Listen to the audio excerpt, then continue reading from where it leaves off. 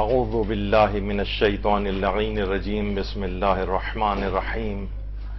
الحمد للہ وکفا وسلام علی عبادہ الذین اصطفى اللہم صل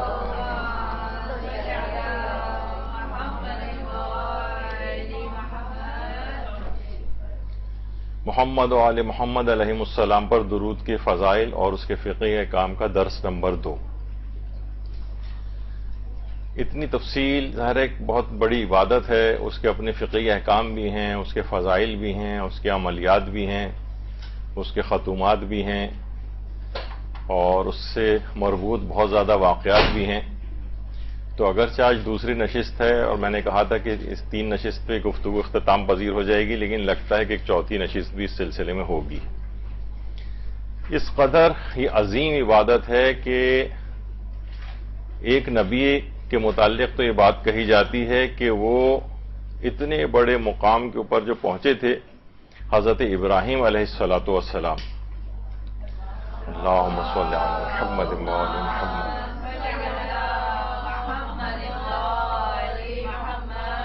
حضرت ابراہیم علیہ السلام کی قبر مبارک ان سے منسوب ہے، جو کہ اس وقت ایک غاصب حکومت کے زیر انتظام جو ایک علاقہ ہے الخلیل، وہاں پر آپ کو پتہ ہے کہ اس وقت کتنے ظلم و بربریت کا ایک دورہ ہوا ہوا ہے۔ پروردگار وہاں کی مظلوم قوم کو اس عذاب سے نجات دلا دے جلد سے جلد۔ تو الخلیل کا علاقہ ہے، وہاں پر ان کی ایک منسوب قبر مبارک ہے حضرت ابراہیم کی۔ البتہ جو ہماری اپنی روایات ہیں اس میں چھٹے امام جعفر صادق علیہ الصلوۃ والسلام فرماتے ہیں کہ حضرت ابراہیم علیہ السلام کی قبر کوفہ، وہ فرماتے ہیں کہ 360 انبیاء کے قبور کوفہ میں ہیں اور تقریباً 600 اوصیاء پیغمبر کی قبور بھی کوفہ میں ہیں اور حضرت ابراہیم کی قبر بھی کوفہ ہی میں ہے۔ ابو قواریر کے نام سے ایک علاقہ ہے نجف سے باہر کی طرف، وہاں ان سے منسوب قبر ہے، جسے کہا جاتا ہے کہ ہمارے ایک عالم آیت اللہ مہدی بحر العلوم نے ان کی قبر کو دریافت کیا تھا۔ لیکن بہرحال اس وقت فلسطین کے اس علاقے الخلیل کے اندر حضرت ابراہیم سے منسوب یعنی مشہور یہی ہے کہ ان کی قبر وہاں پر ہے۔ ان کے متعلق یہ بات کہی جاتی ہے، حضرت شاہ عبد العظیم سے روایت ہے کہ امام علی نقی علیہ الصلوۃ والسلام نے فرمایا، اللہم صل علی محمد و آل محمد، انما اتخذ اللہ عز وجل ابراہیم خلیلا لکثرت صلاتہ علی محمد و اہل بیتہ علیہم السلام۔ یعنی امام فرماتے ہیں کہ محمد و آل محمد پر بہت زیادہ درود بھیجنے کی وجہ سے اللہ نے حضرت ابراہیم کو اپنا خلیل بنایا تھا۔ اللہم صل علی محمد و آل محمد۔ آپ کو پتہ ہے کہ پیغمبر اکرم صلی اللہ علیہ وآلہ وسلم کے بعد اللہم صل علی محمد و آل محمد، انبیاء میں سب سے افضل حضرت ابراہیم میں، پھر حضرت موسیٰ کا نمبر آتا ہے۔ جو رسول اللہ کے بعد سب سے افضل ترین نبی ہیں، ان کو اللہ نے جو اپنا خلیل بنا ہے، کس صفت کی وجہ سے بنایا ہے کہ محمد و آل محمد پر بہت زیادہ درود بھیجنے والے تھے۔ اور یہ بھی روایات میں آیا ہے کہ ایک تو وہ اتنی کثرت سے درود بھیجتے تھے اور اس کے مقابلے میں کوئی اتنا بخیل بھی ہو جاتا ہے کہ کہا جاتا ہے کہ صحیح معنوں میں بخیل وہ ہے کہ جس کے سامنے میرا نام لیا جائے، پیغمبر فرماتے ہیں، اور وہ مجھ پر درود نہ بھیجے۔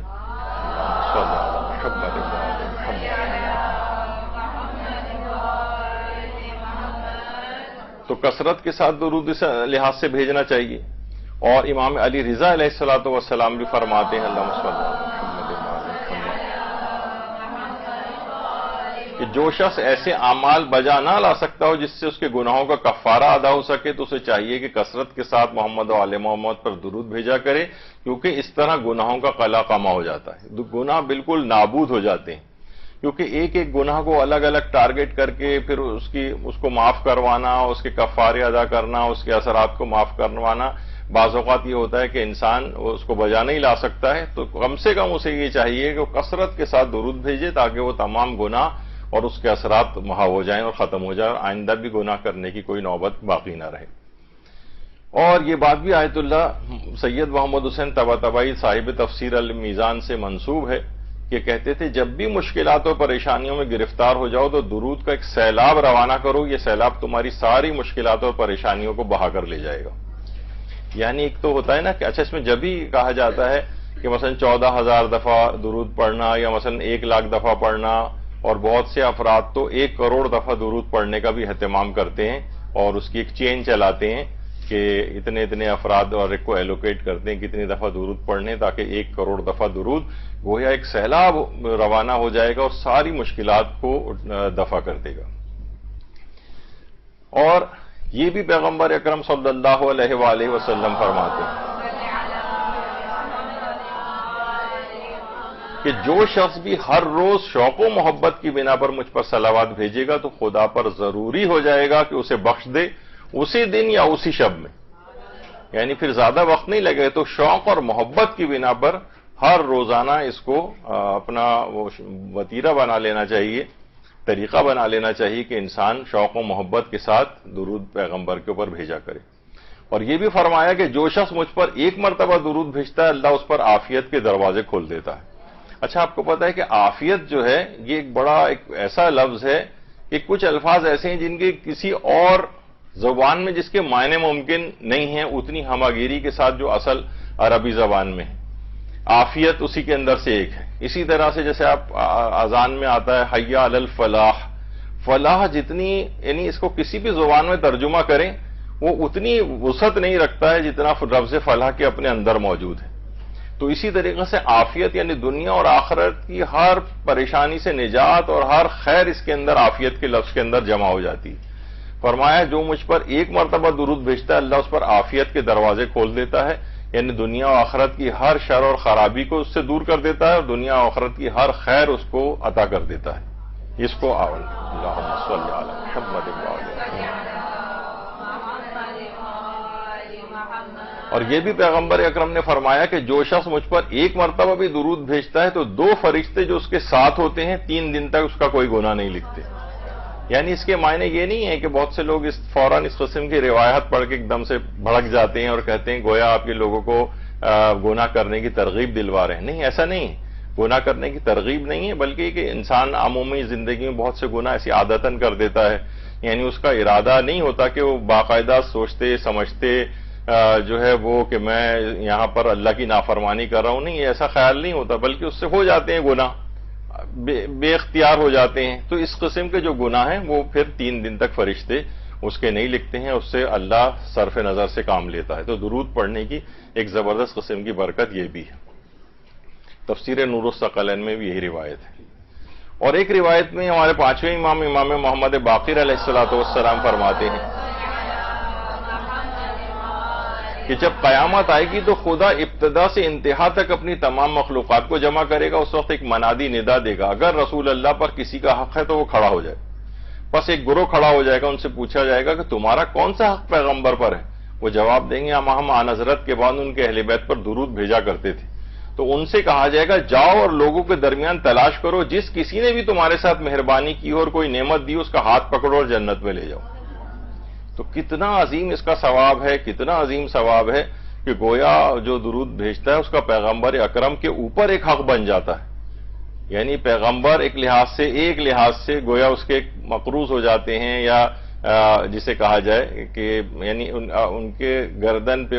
اس آدمی کا ایک حق آ جائے گا۔ اس کا حق کو کیسے ادا کیا جائے گا؟ جاؤ کسی کا بھی ہاتھ پکڑو اور اپنے ساتھ جنت میں لے جاؤ، جس نے بھی تمہارے ساتھ تھوڑی سی بھی مہربانی کی ہے، کوئی نعمت دی ہے، لے جاؤ اس کو اپنے ساتھ۔ اتنا بڑا یہ ثواب اور فائدہ ہے۔ حضرت عمار یاسر سے جو ایک روایت ہے، دیکھیے حضرت عمار یاسر کا یہ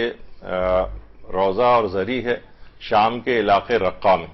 جہاں پر داعش والوں نے حملہ کیا تھا اور اس کو جو ہے وہاں پر بم بلاسٹ جو ہے وہ ہوا تھا، اور کتنا حضرت اویس قرنی کا روضہ بھی نقصان پہنچا تھا اور عمار یاسر کا روضہ بھی بہت زیادہ وہاں پر نقصان اس کو پہنچا تھا۔ تو ایک روایت ہے حضرت عمار یاسر نے جو روایت کی ہے کہ پیغمبر اکرم صلی اللہ علیہ وآلہ وسلم نے فرمایا کہ ایک فرشتہ پروردگار عالم نے خلق کیا ہے جس کا کام یہ ہے کہ اور وہ میرے دنیا سے رخصت ہونے کے بعد بھی قیامت تک میری قبر پر رہے گا، اور اس کا کام یہ ہے، پیغمبر فرماتے ہیں کہ جب بھی کوئی شخص درود پڑھتا ہے تو اس کا اور اس کے والد کا نام لے کر مجھے وہ اطلاع دیتا ہے کہ فلاں ابن فلاں نے آپ پر درود بھیجا ہے، اور پھر درود بھیجیے محمد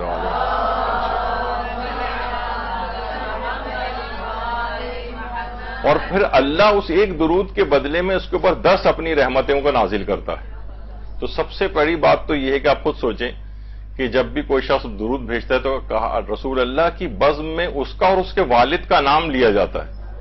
کہا کہ یا رسول اللہ، وہ آ کر کہتا ہے کہ فلاں ابن فلاں نے آپ پر درود بھیجا ہے، تو لوگ علماء یہی کہتے ہیں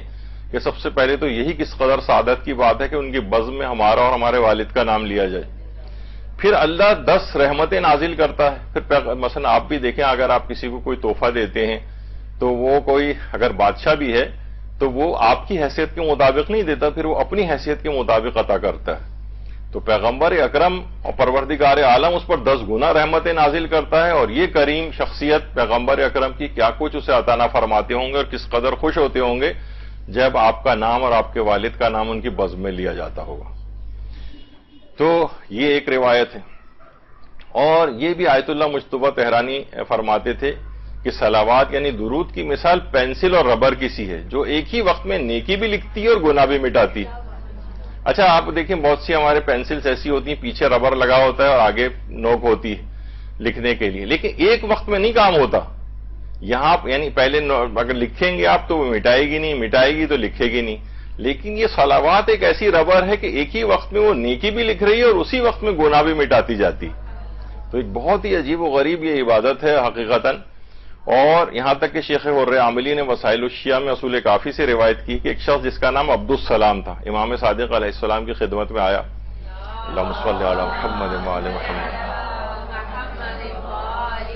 کہنے لگا مولا جب میں طواف کر رہا تھا تو مجھے محمد و علی محمد پر درود بھیجنے کے علاوہ مجھے کوئی دعا یاد نہیں آئی، یہی عمل جب میں صفا و مروہ میں صحیح کر رہا تھا اس کے درمیان تو یہی میں نے دہراتا رہا۔ تو امام نے فرمایا جس کسی نے بھی دعا کی اور اسے جو کچھ عطا کیا گیا اس سے بہتر نہیں ہے جو تجھے عطا ہو گیا، یعنی اس کو کوئی اور دعا نہیں۔ ورنہ آپ کو پتا ہے کہ جب انسان طواف کرتا ہے تو ہر طواف میں مثلا حجر اسود کے سامنے سے گزرے تو یہ دعا پڑھے، اور حتیم کے سامنے سے گزرے تو یہ دعا پڑھے، اور میزاب کے سامنے سے گزرے تو یہ دعا پڑھے، اس کارنر کے اوپر یہ دعا پڑھے، پورا ایک دعاؤں کا ایک سلسلہ ہے۔ اس نے کہا مجھے کوئی دعا یاد نہیں تھی۔ اسی طریقے سے صحیح کی ہر شوق کے لیے الگ الگ دعائیں ہیں، الگ سے لوگوں کو پمفلیٹ اور کتابچے دیے جاتے ہیں جس میں وہ ساری دعائیں ہیں۔ اس نے کہا مجھے کوئی دعا یاد نہیں تھی سوائے اس دعا کے، درود بھیجنے کے علاوہ۔ تو کہا کہ تجھے جتنی بھی وہ لوگ دعائیں کر رہے تھے پڑھ کے اور جو کچھ انہیں عطا کیا گیا اس سے بہتر نہیں ہے جو تجھے عطا ہو گیا درود پڑھنے کی وجہ سے۔ تو یہ ایک ایسی زبردست اکسیر ہے، ایک ایسی بہترین چیز ہے دعا، صلوات اور درود، کہ انسان کو ہر طرح کی نعمتیں اس سے حاصل ہو جاتی ہیں۔ یہی وجہ ہے کوشش کرنی چاہیے کہ اتنی بابرکت تحریر ہے، ابھی ہم تحریر کے مسائل کے اوپر بھی آئیں گے، کہ اس کو مثلا جس جگہ پڑھا جاتا ہے اس کے بہت سارے اس طرح کے اس کے کنارے کے اوپر لوگ بیٹھ جاتے ہیں، درود بیچ میں لکھا ہوتا ہے، اور جتنی دفعہ بھی ایک تاثر بھی ہوتا ہے نا، دیکھیے ایک ویژول امپیکٹ بھی چیزوں کا ہوتا ہے۔ مثلا آپ کسی جب امام بارگاہ جاتی ہیں اس میں مختلف بینرز لگے ہوتے ہیں، پینافلیکس لگے ہوئے ہوتے ہیں، تو اس سے ایک تاثر اور اچھا ہو جاتا ہے۔ تو اگر درود کی محفلیں ہوں تو اس کو درود کو سامنے اس انداز سے اس کے اطراف میں لوگ بیٹھ جائیں اور اسے درود پڑھیں، اور اگر گھروں کے اندر ہو تو کوشش کر کے ایسے جو سجاوٹ کی کتنی چیزیں خواتین لاتی ہیں، تو درود کی جو سجاوٹ والی چیزیں اسے دیواروں کے اوپر لگائیں آپ، اس سے ایک برکتیں گھر کے اندر نازل ہوں گی۔ آپ اس طرح کی درود لکھے ہوئے یا تو منگوائیں، کیلی گرافیز ہوتی ہیں اور اس طرح سے پینٹنگز وغیرہ ہوتی ہیں جس پہ درود لکھا ہے، وہ گھر میں لگائیں، مستقل خیر و برکت کا جو ہے وہ باعث ہوگا۔ بچے ہیں، ہمارے کتنے شیعہ اسکول ہیں، اس میں ذکر صلوات اور اس کو خوش خط لکھنے کے درود کو بچوں کو بلکہ اپنے گھر میں بھی ان کو انعامات مقرر کریں، جو اچھا خوش خط درود لکھ کر لے کر آئے گا اسے ہم مثلا انعام دیں گے۔ تو یہ اس طرح سے بچوں کا ایک ارتباط بھی اس درود کے ساتھ جو ہے وہ بہت بڑھایا جا سکتا ہے۔ اچھی کیلی گرافی، اچھی رائٹنگز وغیرہ کے لیے بچوں کو یہ والی چیز دی جا سکتی ہے، ٹاسک دیا جا سکتا ہے، اس پہ انعامات جو ہے وہ مقرر کیے جا سکتے ہیں. تو بہرحال اسی طرح سے دیکھیے چیزیں جو ہے نا اسلامی اقدار رائج ہوتی ہیں، دماغ اسلامی بنتا ہے، اور بچے ہیں ان کو وہاں پر اسی طرح سے اسکولز کے اندر یہ والے ٹاسک دیے جائیں درود کے سلسلے میں، یعنی جو ہم ذکر کر رہے ہیں ورنہ اور اسلامی جو چیزیں ہیں کم سے کم دینی مدارس کے اندر بھی اس قسم کا کوئی ایک سلسلہ ہونا چاہیے. اچھا، اب یہ اس قدر عظمت والی چیز ہے درود کہ آیت اللہ علی حمدانی، علی معصومی حمدانی، یہ بہت ہی صاحب کرامت بزرگ تھے. ان کا درود کے سلسلے میں ایک بہت زبردست واقعہ بھی ہے کہ پہلے تو ان کے متعلق بتا دوں کہ آیت اللہ علی معصومی حمدانی چشمے برزخی رکھتے تھے. دیکھیے بہت سی چیزیں ایسی ہیں، اس کا آج کافی تذکرہ آئے گا اس بات کا کہ چشمے برزخی کے معنی یہ ہوتے ہیں کہ بہت سی ایسی حقیقتیں ہیں جو ہمیں آنکھوں سے نظر نہیں آتی، کانوں سے سنائی نہیں دیتی، ان لوگوں کو نظر آ جاتی. ایک صاحب نے ایک دفعہ ان کی دعوت کی اور بھنے ہوئے گوشت کی دعوت کی، کہا کہ ہم آیت اللہ علی معصومی حمدانی کو بلائیں گے. اچھا دعوت تھی، اس میں بھنا ہوا گوشت تو مین ڈش کے طور پر تھا ہی، لیکن کچھ اور بھی دال سبزی وغیرہ بھی تھی. یہ آ کر بیٹھے اور جو مین مینیو جو اس نے بنوائی تھی خصوصاً جس پہ دعوت دی تھی اس کی طرف نگاہ اٹھا کے بھی نہیں دیکھا، ایسا جیسے کوئی نجس چیز پڑی ہوئی. اچھا میزبان نوٹ کرتا رہا کہ انہوں نے اس کی طرف بالکل دیکھا بھی نہیں ہے اور بالکل التفات ہی نہیں کر رہے جیسے کوئی کراہیت والی چیز. خیر یہ جب دعوت ہو گئی، وہ دال روٹی وغیرہ کچھ کھا کر چلے گئے تو میزبان کو تشویش ہوئی. اس نے گھر والوں سے پوچھا کہ اس کی جب بنائی جا رہی تھی یہ چیز کہیں کوئی نجاست وغیرہ تو نہیں مل گئی اس کے اندر؟ گھر والوں نے کہا نہیں، ہم نے ویسے ہی اہتمام کیا جس طرح اور کھانوں کا کرتے ہیں. اس میزبان کو اور تجسس ہوا، وہ اس قصائی کے پاس گیا جہاں سے وہ گوشت خرید کر لے کر آیا تھا. کہا کہ تم یہ بتاؤ کہ گوشت کس طرح کا تھا؟ اس نے کہا دیکھیے میں آپ کو واضح بتا رہا ہوں کہ گوشت یہ جانور میں نے خود ذبح نہیں کیا تھا، میرے پاس گوشت ختم ہو گیا تھا تو میں کہیں اور سے کسی اور کا ذبح کیا ہوا گوشت یہاں پر لا کے میں نے بیچا ہے. اب میزبان کو اور زیادہ انکوائری اس کو وہ ہوا، تجسس ہوا، تو وہ اس دوسرے قصائی کے پاس گئے اور کہا کہ تم یہ بتاؤ کہ تم نے جانور کو کیسے ذبح کیا؟ تو پہلے تو اس نے انکار کرتا رہا، لیکن بعد میں جب زیادہ اصرار کیا تو اس نے کہا کہ اصل مسئلہ یہ کہ جو بھیڑ یہ تھی تو یہ رسی توڑا کر کسی جگہ سے بھاگی اور کہیں اس کی رسی جو ہے وہ پھنس گئی اور اس طرح سے پھنسی کہ اس کا گلا گھٹ گیا، اس طرح پھانسی ہو جاتی ہے اور یہ اسی میں ہی گلا گھٹنے کی وجہ سے مر گئی، یعنی میں نے ذبح نہیں کی تھی. اور لیکن کیونکہ مہنگا بہت جانور تھا تو ہم نے اسی کو کاٹ کر اور اس کا گوشت جو ہے دکانوں پر تقسیم کر دیا. تو اب اس کو سمجھ آیا کہ آیت اللہ علی معصومی حمدانی اس وجہ سے اس جانور کی طرف التفات نہیں کر رہے تھے، یعنی ایسی زبردست چشم برزخی ان کی تھی. یہ خود بتاتے ہیں کہ ایک دفعہ ایک بوڑھا شخص ایک دفعہ آیا خمس کے معاملے میں آیت اللہ علی معصومی حمدانی کے پاس. اب یہ آیت اللہ علی معصومی حمدانی نے خود ذکر کیا، کہا کہ اتنی زبردست اس کے پاس سے خوشبو آ رہی تھی کہ میں نے حیران ہو کر پوچھا کہ کس قسم کی خوشبو ہے، میں نے تو آج تک کبھی نہیں سونگھی، یہ کہاں سے تم نے یہ لگائی ہے؟ اس نے کہا آغا یہ ایک بہت ایک واقعہ ہے اس کے پیچھے، آج تک یہ میں نے کسی سے بھی ذکر نہیں کیا، آپ سے پہلی دفعہ ذکر کر رہا ہوں. وہ یہ کہ میں کثرت کے ساتھ درود پڑھا کرتا تھا. اللہم صلی علی محمد وعلی محمد. ایک رات میں نے خواب میں دیکھا کہ پیغمبر اکرم اب کچھ اصحاب کے ساتھ بیٹھے ہوئے ہیں، بہت سارے لوگ ان کے اطراف میں ہیں اور پیغمبر ایک جملہ ارشاد فرما رہے ہیں کون ہے جو مجھ پر سب سے زیادہ درود بھیجتا ہے؟ تو انہوں نے کہا کہ کوئی بھی حاضرین میں سے بولا نہیں، میں بولنا چاہتا تھا لیکن میں اس وجہ سے رک گیا کہ ممکن ہے کہ مجھ سے زیادہ بھی کوئی کثرت کے ساتھ درود بھیجتا ہو. پیغمبر اکرم نے پھر اپنا سوال دہرایا، پھر میں خاموش رہا، حاضرین بھی خاموش رہے. جب تیسری دفعہ پیغمبر اکرم نے اپنا سوال دہرایا تو میں بلند ہوا اپنی جگہ سے اور کہا کہ یا رسول اللہ میں آپ پر کثرت سے درود بھیجتا ہوں. پیغمبر آگے بڑھے اور میرے چہرے کے اوپر بوسہ دیا اور اس کے بعد سے یہ اتنی زبردست خوشبو میرے پاس سے آ رہی ہے کہ میں نے تو آج تک کبھی کوئی عطر بھی استعمال نہیں کیا ہے. تو آیت اللہ علی معصومی حمدانی جیسا عالم عارف، یعنی تو حقیقتاً آپ کو یاد ہوگا کہ اس سے پہلے بھی ہم نے علی اکبر نہاوندی کا جو پچھلی دفعہ بھی گفتگو میں واقعہ نقل کیا تھا، تو وہ بھی ایک میں نے تو یہ کہا تھا کہ ایک شخص کا جو خواب نقل کیا تھا اصل میں ایک عالم محمد ابن سعید تھے اور فضائل برکات صلوات کے نام سے جو کتاب ہے اس میں علی اکبر اصفہانی کے حوالے سے علامہ علی اکبر اصفہانی نے علی باقر اصفہانی نے اس واقعے کو نقل کیا ہے، محمد ابن سعید جو ایک عالم دین تھے ان کے حوالے سے۔ تو یہ خوشبو آنے کا واقعہ جو ہے یہ بہت سے حوالوں سے ہے۔ اور کیمیائے محبت کے نام سے جو ایک شیخ رجب علی خیاط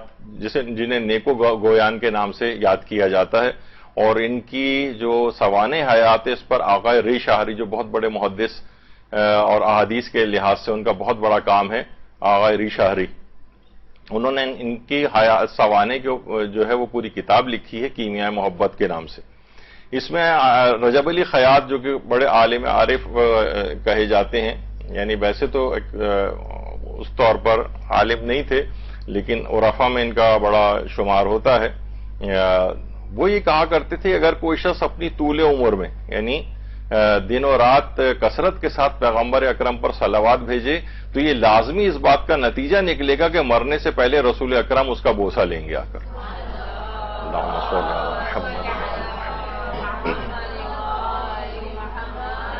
اور شیخ رجب علی خیاط یہ بھی فرماتے تھے کہ جو سالک ہوتا ہے نا، جو روحانی مدارج طے کر رہا ہوتا ہے، اصل میں یہ جو پرواز کر رہا ہوتا ہے روحانی دنیا میں، اس کے دو بالوں پر ہوتے ہیں، دو بالوں پر، ایک استغفار ہے ایک پر کا نام، اور ایک پر کا نام ہے صلوات۔ یہ دونوں جب تک کام کرتے رہتے ہیں مستقل، یہ استغفار کرتا رہے اور صلوات بھیجتا رہے، یہ پرواز کرتا رہتا ہے روحانی دنیا میں۔ یہ باقاعدہ ان کا جملے ہیں شیخ رجب علی خیاط کے کہ دو بالوں پر ہیں سالک کے استغفار اور صلوات۔ یعنی عموماً دیکھیں جہاز بھی اگر چلتا ہے اس کے دو پر ہوتے ہیں، ایک پر بھی اگر کہیں گر جائے ڈیمیج ہو جائے تو وہ پرواز اسموتھ اور ہموار نہیں ہوتی، پھر کریش لینڈنگ کرنا پڑتی ہے، وہ گر جاتی۔ تو ان میں سے کوئی بھی ایک اگر پر کام نہ کرے سالک کا، یعنی جو پرواز کر رہا ہے روحانی دنیا میں اپنے مقام کو مینٹین کرنے کے لیے، تو اس کے دونوں پروں کی سلامتی ضروری ہے جو کہ صلوات سے اور استغفار کے ذریعے انجام پاتے ہیں۔ بانو مجتہدہ امین، ان کا کتنی دفعہ ہم تذکرہ کرتے رہتے ہیں، عورتوں میں جو مجتہدہ گزری اور اتنی زبردست ان کی شخصیت تھی، حجاب ایسا زبردست تھا کہ اصفہان میں جو ان کا روضہ ہے وہ بھی ایک عورت جس طرح چادر پہن کر کھڑی ہوتی ہے اس انداز کا بنایا گیا ہے اصفہان کے اندر، بانو امین اصفہانی کا۔ انہوں نے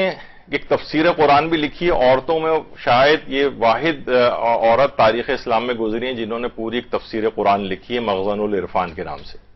15 والیوم کے اندر یہ تفسیر ہے، تفسیر مخزن العرفان۔ اردو ترجمہ اس کا نہیں ہوا ہے لیکن یہ بہت ہی زبردست ایک تفسیر شمار کی جاتی ہے۔ آیت اللہ محمد علی ناصری ان کے متعلق گواہی دیتے ہیں، خانم کے متعلق، بانو امین اصفہانی کے متعلق ان کی گواہی ہے کہ خانم چشمے برزخی رکھتی تھیں، ایسی بہت ساری حقیقتوں سے آگاہ تھیں کہ جو عام طور پر جنہیں انسانی کان درک نہیں کر سکتے، آنکھیں جن تک نہیں جا سکتی، وہ ان کو درک کر لیتی تھیں۔ یہی وجہ ہے کہ خانم سرکار قاضی، یہ تو خیر بانو امین اصفہانی ہے، خانم سرکار قاضی ان کی ایک شاگردہ جو ہیں وہ ہیں، ان کی شاگردہ بھی بڑے علمی مقام پر تھیں۔ وہ کہتی ہیں جب یہ بیمار تھیں بانو امین اصفہانی تو میں ان کے پاس ان کی عیادت کے لیے گئی تو بانو نے مجھ سے درخواست کی کہ مجھ پر میرے ہاتھ پہ ہاتھ رکھ کے 7 مرتبہ الحمد پڑھو، اور یہ عیادت کے مستحبات میں سے بھی ہے کہ جو اس کی پیشانی پہ ہاتھ رکھ کر یا ہاتھ پہ ہاتھ رکھ کر سورہ الحمد پڑھی جائے۔ تو خانم سرکار قاضی کہتی ہیں جیسی میں نے سورہ الحمد پڑھنی شروع کی، خانم کے گھر کے صحن کے جو درخت لگے ہوئے تھے وہاں سے بھی سورہ الحمد پڑھنے کی آوازیں آنے لگیں۔ تو کہہ رہے میں حیران اور ششدر ہو کے رہ گئی، میں نے گھبرا کر خانم سے پوچھا خانم یہ میں کیا سن رہی ہوں، یہ کیسی آوازیں ہیں جو ہیں وہ آ رہی ہیں درختوں سے؟ تو خانم نے کہا کہ تمہیں خدا کا شکر ادا کرنا چاہیے کہ آج اللہ نے بہت ساری جو پوشیدہ حقیقت تھی وہ تم پر جو ہے آج آشکار کر دی، کیونکہ خانم خود اپنے کانوں سے بھی تسبیح موجودات کی آوازیں سنا کرتی ہیں۔ تو اتنی یہ زبردست ان کی جو ہے وہ شخصیت تھی، اور خانم کا جب یہ خود بانو امین اصفہانی کا انتقال ہو گیا تو بہت سے افراد نے ان کو اپنے خواب میں دیکھا اور پوچھا کہ عالم آخرت میں سب سے بہترین عمل آپ کسے سمجھتی ہیں، یعنی جو سب سے زیادہ کارآمد عمل ہے؟ تو خانم نے یہ جواب دیا کہ اگر مجھے یہ پتا ہوتا کہ درود کتنا بڑا خزانہ ہے تو میں ساری عمر فقط درود پڑھتی رہتی اور کوئی کام نہ کرتی. اللہم صل علی محمد.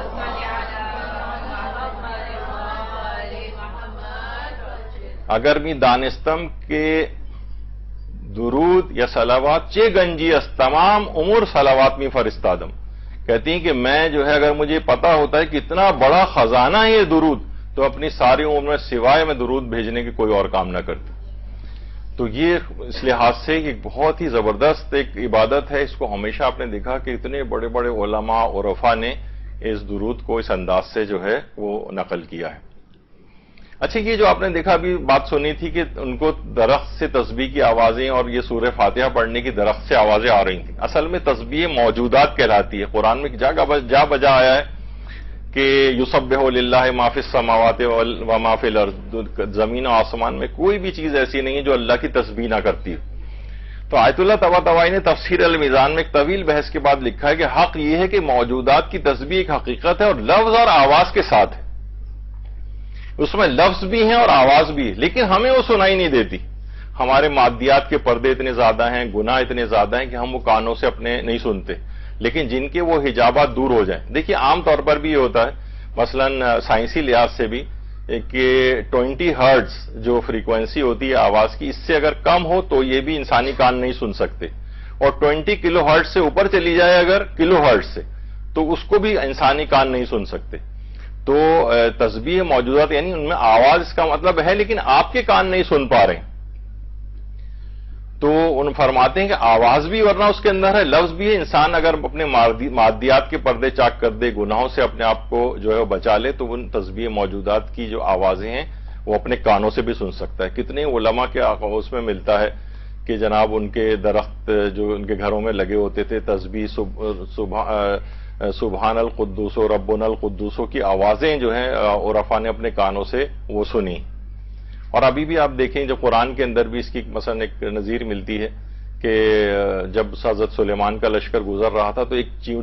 چیونٹی نے اپنی ساتھی چیونٹیوں سے کیا کہا تھا, جلد سے جلد اپنے بلوں میں گھس جاؤ اور ایسا نہ ہو کہ سلیمان کا لشکر تمہیں رون ڈالے. اب بتائیں چیونٹی کی آواز آج تک کبھی کسی نے سنی؟ کسی جگہ کوئی آواز اس کی نہیں ہے. لیکن قرآن نے اس کی مثال دی ہے کہ چیونٹی نے کہا اور داماد سب چیونٹیوں نے سنا. حضرت سلیمان کو چیونٹیوں کی زبان سمجھتے تھے اور ان کی اتنی زیادہ سماعت اللہ کی طرف سے ان کو تھی کہ چیونٹی کی آواز بھی جو ہے وہ سن پا رہے تھے. تو کائنات کی ہر شے اس طرح سے تسبیح کرتی ہے. بانو امین اصفہانی اس مقام پہ تھیں کہ خود آیت اللہ محمد علی ناصری فرماتے ہیں کہ وہ چشم برزخی بھی رکھتی تھیں اور ان کے کان بھی اس قسم کی صداؤں کو تسبیح موجودات کو سنا کرتے تھے. تو بہرحال آپ نے دیکھا کہ درود کا انہوں نے کس طریقے سے چیز بتائی. اچھا آپ دیکھیں درود و صلوات پڑھنے کے بڑے خاص قسم کے مواقع بھی ہیں. ویسے تو ہر وقت انسان کو پڑھنا چاہیے, ہر وقت کوشش کرنی چاہیے کہ وہ زیادہ سے زیادہ درود وغیرہ پڑھتا رہے. تو خاص جو مواقع ہیں اس میں ایک تو یہ ہے کہ جب بھی اللہ کو یاد کیا جائے. یعنی اب ان سب کے پیچھے روایات ہیں لیکن اب اگر ہم سب روایات کو پیش کریں گے تو اتنا زیادہ پھیل جائے گا اور اتنے مزید دروس اس موضوع پہ دینے پڑ جائیں گے کہ اور موضوعات رہ جائیں گے. تو اب ہم صرف اسی پر اکتفا کرتے ہیں. اس میں روایت میں جب بھی اللہ کو یاد کیا جائے اس کے بعد صلوات ضرور پڑھی جائے, یعنی اللہ کے ساتھ ساتھ محمد و آل محمد کا تذکرہ. اسی طرح سے ہر نماز کے بعد دیکھیے ہم ہر نماز کے بعد ویسے بھی ہمارے ہاں جیسی نماز ختم ہوتی ہے ویسے تو دیکھا جائے تو عام طور پر لوگ اسے نماز کا جز سمجھتے ہیں کہ ادھر ہم نے السلام علیکم ورحمۃ اللہ وبرکاتہ کہا اور اس کے بعد اللہ اکبر اللہ اکبر اللہ اکبر اور پھر 3 دفعہ اس میں درود پڑھا جاتا ہے ہمارے یہاں. یہ کوئی نماز کا جز نہیں ہے. یعنی نماز تو جیسے ہی السلام علیکم بلکہ آپ نے کہا, آغا سستانی کے نزدیک تو احتیاط مستحب ہے کہ ورحمۃ اللہ وبرکاتہ کا اضافہ کیا جائے. وہ بھی پڑھنا ضروری نہیں, یعنی بس آپ کہیں تشہد کے بعد السلام علیکم اور نماز ختم آپ کی. اب آپ چاہیں باتیں کر لیں, اٹھ کر چلے جائیں. لیکن کیا ہے اس کے بعد بھی ہمارے ہاں یہ علماء نے چیز رائج کی ہے, ورنہ الگ سے کوئی حکم نہیں کہ نماز کے بعد 3 دفعہ تکبیر کہی جائے اور پھر اس کے بعد درود پڑھا جائے. تو یہ ویسے ہی رائج ہو گیا ہے, ایک کے بجائے 3 دفعہ. تو نمازوں کے بعد کے جو خصوصی وہ ہیں اس کے اندر خود بخود یہ چیز آ گئی ہے. اور ایک اور بھی چیز ہمارے یہاں پہ آپ نے اس سے پہلے سنا کہ جب بھی ذکر خدا کیا جائے تو اللہ اکبر اللہ اکبر اللہ اکبر ذکر خدا ہوا تو اس کے بعد یہ والی چیز بھی کہ ذکر خدا کے بعد محمد و آل محمد پر درود بھیجا جائے، اس لحاظ سے بھی وہ نماز کے بعد والی چیز جو ہے نماز میں جو ہمارے ہاں رائج ہے وہ بھی چیز اس میں پوری ہو جاتی ہے۔ تو نمازوں کے بعد تقریر و خطاب کے بعد یہ بھی آیا ہے کہ جب بھی انسان تقریر و خطاب کو ختم کرے، جب بھی آپ سنتی بھی ہیں ہمارے یہاں بھی وصلی اللہ علی محمد وآلہ الطیبین الطاہرین پر ہماری گفتگو کا اختتام ہوتا ہے، تو یہ بھی اس کے خصوصی موارد میں سے ایک ہے۔ اس کے علاوہ ہر دعا کے بعد بھی اس کو جو ہے وہ پڑھا جاتا ہے، اور بلکہ روایات کے اندر یہاں تک ہے، چھٹے امام جعفر صادق علیہ الصلوۃ والسلام فرماتے ہیں کہ خداوند عالم سے مانگی جانے والی ہر دعا آسمان پر روک لی جاتی ہے، یہاں تک کہ محمد و آل محمد پر درود و سلام بھیجا جائے۔ یعنی کوشش کریں کہ ویسے تو ایک روایت ہم شاید اگلی نشست میں پیش کریں گے، اس میں دعا کے اول میں بھی، درمیان میں بھی اور آخر میں بھی صلوات بھیجی جائے، تو وہ تو اس کا پھر کوئی ہو ہی نہیں پاتا کوئی ایسی چیز کہ وہ دعا پھر قبول نہ ہو، کوئی اس کے اندر آبسٹیکل، کوئی رکاوٹ نہیں ہوگی اور بالکل قبول ہو جائے گی۔ تو وہ دعائیں البتہ آسمان پر پہنچنے سے روک لی جاتی ہیں جن کے ساتھ محمد و آل محمد پر درود و سلام نہیں ہوتا ہے۔ اسی طریقے سے امام موسیٰ کاظم علیہ الصلوۃ والسلام فرماتے ہیں کہ جس نے بھی خدا کی ثنا اور رسول اللہ پر درود سے قبل دعا کی، وہ اس شخص کی مانند ہے جو ڈوری کے بغیر کمان کھینچ لے، یعنی تیر پھینک رہا ہے اور وہ ڈوری اس کے اندر نہیں ہو کہ تیر آگے جا ہی نہیں پائے گا، ذرا سا آگے جا کر گر جائے گا، کبھی ہدف پہ نہیں لگے گا۔ تو اللہ کی حمد و ثنا ہونی چاہیے اور رسول اللہ پر درود بھیجنا چاہیے، اور اس کے بعد پھر اپنی دعائیں کرنی چاہیے۔ تو ہر دعا کے بعد اس لحاظ سے، اور یہ بھی حضرت امیر المومنین علی ابن ابی طالب علیہ الصلوۃ والسلام فرماتے ہیں صلی علی محمد وآل محمد و آل محمد پر درود بھیجو، کیونکہ اللہ تمہاری دعائیں اس وقت قبول کرے گا جب تم انہیں یاد کرو گے، ان پر درود بھیجو گے اور ان کے حقوق کا لحاظ رکھو گے۔ تو یہ سب چیزیں ایسی ہیں کہ جو درود کے لحاظ سے بڑی اہمیت کی حامل ہیں۔ اور پانچواں وہ مقام کے جس پر خصوصیت کے ساتھ کہا جاتا ہے کہ جو موقع ہے درود بھیجنے کا، وہ ہے بھولی ہوئی چیزوں کی یاد آوری کے لیے، کیونکہ پیغمبر اکرم صلی اللہ علیہ وآلہ وسلم فرماتے ہیں صلی علی محمد وآل محمد، جو شخص کسی چیز کو بھول جائے تو وہ مجھ پر درود بھیجے تاکہ اسے وہ چیز یاد آ جائے۔ بہت لوگوں نے اس کا تجربہ کر کے دیکھا ہے، وہ چیز گم گئی ہے، مل کے ہی نہیں دے رہی ہے، آپ درود پڑھتے جائیں اور ڈھونڈتے جائیں، انشاءاللہ آپ کو مل جائے گی۔ اور اسی وجہ سے اس کو درود کو اچھی یادداشت کے لحاظ سے بھی بہت معاون سمجھا جاتا ہے۔ انسان جو کثرت کے ساتھ درود بھیجتا رہے اس کا حافظہ بھی قوی رہتا ہے۔ آیت اللہ ایک اور موقع جو ہے اس کا آیت اللہ بہجت سے سوال کیا کہ بعض اوقات طواف کعبہ اور زیارت امام رضا میں رش بہت زیادہ بڑھ جاتا ہے، اس وقت کون سی دعا پڑھیں؟ انہوں نے جواب دیا شور اور رش سے نجات کے لیے درود پڑھنا بہت مفید ہے۔ جس طریقے سے کہا جاتا ہے، دیکھیے بہت سارے چیزیں رش اور گھبراہٹ میں، آیت اللہ عراقی کی بیٹی جب حج کرنے کے لیے گئی تھی تو اس وقت اتنا زیادہ ظاہر رش سے بہت پریشان ہوئی، پھر نامحرم کے جسم سے بھی ٹچ ہو جاتا ہے وہاں پر، تو یا حفیظو یا علیمو یا علیمو یا خبیرو، یا علیمو یا خبیرو کی زیادہ شہرت ہے کہ اگر درود یہ جو طواف کرنے کے دوران اس وقت رش ہو اور اس وقت یا علیمو یا خبیرو پڑھیں، تو انہوں نے کہا کہ جب میں نے پڑھنا شروع کیا ایسا لگا میرے ارد گرد کوئی حالہ سا آ گیا ہے اور لوگ اس اطراف اس حالے کے باہر ہیں اور میں اس میں یا علیمو یا خبیرو کا ورد کرتے انتہائی آسانی کے ساتھ میں نے طواف اپنا مکمل کیا۔ تو آیت اللہ بہجت فرماتے ہیں کہ اس میں اگر شور بہت زیادہ ہو، رش سے نجات کے لیے ایسا نہیں کہ اب لوگ جو ہیں وہ ختم ہو جائیں گے وہاں سے یا نکل جائیں گے، بلکہ انسان کو اس درود پڑھنے کی وجہ سے ایک آسانی مل جائے گی کہ وہ اس شور میں اور اس رش کے اندر بہت زیادہ دبے گا نہیں، یا اس کو زیادہ گھبراہٹ اس میں نہیں ہوگی۔ تو بہرحال یہ ان سب چیزوں کے یعنی ویسے فائدے بھی ہیں، مادی فائدے بھی ہیں ان چیزوں کے، ایسا نہیں ہے کہ بس عالم آخرت کے لحاظ سے نہیں، دنیا اور دین دونوں کے لحاظ سے، دنیا اور آخرت دونوں کے لحاظ سے درود پڑھنے کے بڑے فوائد ہیں۔ اسی طریقے سے امام علی رضا علیہ الصلوۃ والسلام فرماتے ہیں کہ رسول اللہ پر ہر جگہ صلوات بھیجنی چاہیے، چھینک جس وقت لیتے وقت بھیجنی چاہیے، حیوانات کے ذبح کرنے کے وقت، اور دیگر اور مواقع بھی ہیں کہ جہاں پر صلوات بھیجنا جو ہے وہ مستحب ہے۔ تو ہر وقت کوشش کرے کہ انسان جو بھی کام کر رہا ہو وہ صلوات بھیجے۔ اچھا، اب یہ جو ہے ہم کہتے ہیں اللہم صلی علی محمد وآل محمد، تو کیا جس وقت بھی ہم ظاہر ہے کہ نماز کے تشہد میں بھی ہم اس کو پڑھ رہے ہوتے ہیں، رکوع اور سجود کے ذکر کے اندر بھی اسے پڑھ رہے ہوتے ہیں، تو کیا اس کے معنی جاننا ضروری ہے؟ آیت اللہ خوئی سے بھی یہ سوال پوچھا گیا کہ بہت سے لوگ اس طرح سے نماز پڑھ رہے ہوتے ہیں کہ انہیں خود درود کے معنی نہیں پتا ہوتے کہ جو ہم پڑھ رہے ہیں یہ کیا ہے۔ یہ تو ہے کہ ہم ان کے اوپر درود بھیج رہے ہیں، لیکن درود کے خود معنی کیا ہیں جو ہم نے پہلی نشست میں بیان کیے تھے، اسے کچھ پتا نہیں۔ تو انہوں نے کہا کہ یہ معنی جاننا واجب نہیں، یعنی بس آپ نے تعبداً اس کو پڑھنا ہے۔ البتہ یہ ضرور کہا ہے کہ انہوں نے کہ اگرچہ اولا اور بہتر یہ ہے کہ معنی جان کر اس کو پڑھا جائے، سوچ سمجھ کے پڑھا جائے کہ اس کے معنی کیا ہیں، لیکن بہرحال یہ واجب کی حد تک بات نہیں پہنچی۔ اگر نماز میں اگر کوئی شخص درود پڑھ بھی رہا ہے رکوع سجود و تشہد وغیرہ میں، تو اس کے لیے اس کے معنی جاننا واجب نہیں ہے، لیکن بہتر ضرور ہے کہ اسے پتہ تو ہو کہ وہ کیا پڑھ رہا ہے۔ اور یہ بھی پیغمبر اکرم صلی اللہ علیہ وآلہ وسلم نے فرمایا،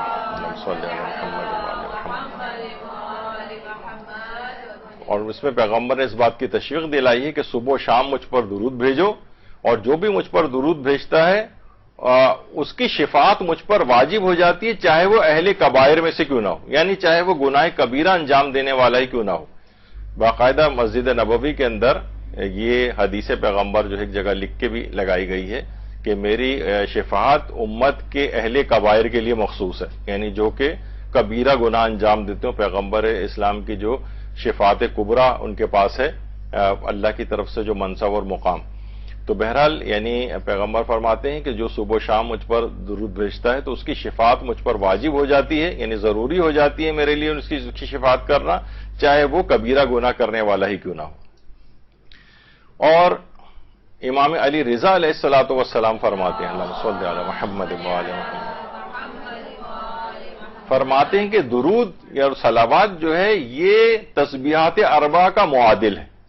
یعنی اچھا دیکھیے تسبیحات اربع کیا ہیں؟ سبحان اللہ والحمد للہ ولا الہ الا اللہ واللہ اکبر، واہ واہ سب میں لگا دیں آپ تو یہ تسبیحات اربع بن جائیں گی۔ اچھا سبحان اللہ اس کو کہا جاتا ہے یعنی اللہ منزہ ہے ان تمام باتوں سے کہ جو مخلوقات میں پائی جاتی ہیں، جو اس میں نہیں پائی جانی چاہیے۔ یہاں پر تسبیح ہے،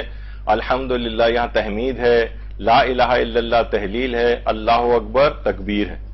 اچھا سبحان اللہ یعنی اللہ تمام چیزوں سے منزہ ہے۔ جس وقت انسان سبحان اللہ کے بعد والحمدللہ کہتا ہے تو توحید افعالی کی طرف اس کی نشاندہی ہوتی ہے۔ جب لا الہ الا اللہ کہتا ہے تو توحید صفاتی کی طرف اشارہ ہوتا ہے، اور جب اللہ اکبر کہتا ہے تو توحید ذاتی کی طرف اشارہ ہوتا ہے۔ اور خانہ کعبہ کے جو چاروں کونے ہیں ان کو متعلق کہا جاتا ہے یہ اسی تسبیحات اربع کے اوپر چاروں کونوں کو استوار کیا گیا ہے، یعنی اتنا عظیم ذکر ہے پروردگار عالم کا، اس کا معادل ہے امام علی رضا فرما رہے ہیں یہ درود بھیجنا۔ تو کس قدر یہ عظمت والا درود ہے کہ تسبیحات اربع جو اللہ کی تسبیح اور اس کی توحید افعالی، توحید ذاتی اور توحید صفاتی کا جو مظہر ہے وہ جو ہے اس کے برابر جو ہے درود کو قرار دیا گیا ہے۔ تو کس قدر یہ عظمت کا حامل درود ہے۔ یہی وجہ ہے کہ دنیاوی لحاظ سے بھی اس کو دیکھیں تو ایک شخص آتا ہے پیغمبر اکرم صلی اللہ علیہ وآلہ وسلم کے پاس، آ کے کہتا ہے کہ یا رسول اللہ بہت فقر و فاقہ غربت بہت زیادہ ہو گئی ہے۔ پیغمبر نے فرمایا کہ میں تجھ کو بتاتا ہوں کہ اگر تو مجھ پر اور میری آل پر بہت زیادہ درود بھیجے تو غنی ہو جائے گا۔ یعنی غنی ہونے کا یعنی دنیاوی لحاظ سے بھی فقر و فاقہ دور ہونے کا ایک نسخہ پیغمبر اکرم نے یہ بتایا۔ اچھا جہاں یہ رزق کے حوالے سے بات آئی ہے اور غربت دور کرنے کے لحاظ سے بات آئی ہے، آج کل یہ اس قسم کا بہت دورہ چل رہا ہے، یعنی لوگ مالی لحاظ سے کافی پریشان ہیں، تو ایک ذکر اور اس سلسلے میں اس دوران جو ہے وہ بتا دیا جائے، وہ ہے جو کہ ہمارے امیر المومنین علی ابن ابی طالب علیہ الصلوۃ والسلام نے کہا کہ یا رسول اللہ مجھ پر قرض بہت ہو گیا ہے، تو آپ کوئی طریقہ بتائیے کہ میں اپنے قرض کو ادا کر سکوں۔ رسول اللہ نے کہا میں تم کو ایک ایسا ذکر بتاتا ہوں کہ اگر تم اس ذکر کو پڑھو گے تو تمہارا قرض ادا ہو جائے گا۔ اور وہ ذکر کون سا ہے؟ اللہم اغننی بحلالک عن حرامک و بفضلک عمن سواک۔ اس کے اندر وہ اغننی نیچے لکھا ہوا ہے اس کے بجائے جو اصل روایت میں ہے وہ بے فضلے کا امن سے واقع، یعنی آخری والی جو لائن ہے دوسری، اس میں اغنینی نکال دیں، وہ بے فضلے کا امن سے واقع، یعنی پروردگار اللہم اغنینی بحلالے کا ان حرامے کا، مجھے حرام سے تو بچا لے، مجھے حلال عنایت کر کے، اور پروردگار مجھے لوگوں اس کے آگے کہ میں ان سے بے نیاز ہو جاؤں، ان کے آگے ہاتھ نہ پھیلانا پڑے، مجھے تو اپنے فضل سے غنی کر دے۔ یعنی ایک بہت بہترین قسم پر پیغمبر اکرم نے فرمایا کہ اگر تم اس کو پڑھو گے تو تمہارا قرض خواہ کوہ صبر کے برابر بھی کیوں نہ ہو ادا ہو جائے گا۔ یمن کا ایک پہاڑ ہے کوہ صبر، آج بھی ہے، اور یہ یمن کا سب سے بڑا پہاڑ، یعنی آپ دیکھیں اس کے مقابلے میں اتنی بڑی بڑی بلڈنگز بھی بالکل ایک نقطے کے برابر نیچے جو ہے وہ نظر آ رہی ہیں، اتنا بلند پہاڑ ہے۔ کہ پیغمبر فرماتے ہیں اگر تم پر اتنا زیادہ قرض بھی ہے تو وہ تمہارا ادا ہو جائے گا، چاہے وہ کوہ صبر کے برابر ہی کیوں نہ قرض ہو، یعنی اتنا زیادہ قرض۔ اللہم اغنینی بحلالے کا ان حرامے کا و بفضلے کا امن سواک، تو یہ اس کو پڑھا جائے۔ اچھا، شیخ بہائی فرماتے ہیں کہ مجھ پر، شیخ بہائی وہ ہیں جن کا حرام امام علی رضا علیہ الصلوۃ والسلام میں بھی ان کی قبر ہے، اللہم صلی علی محمد۔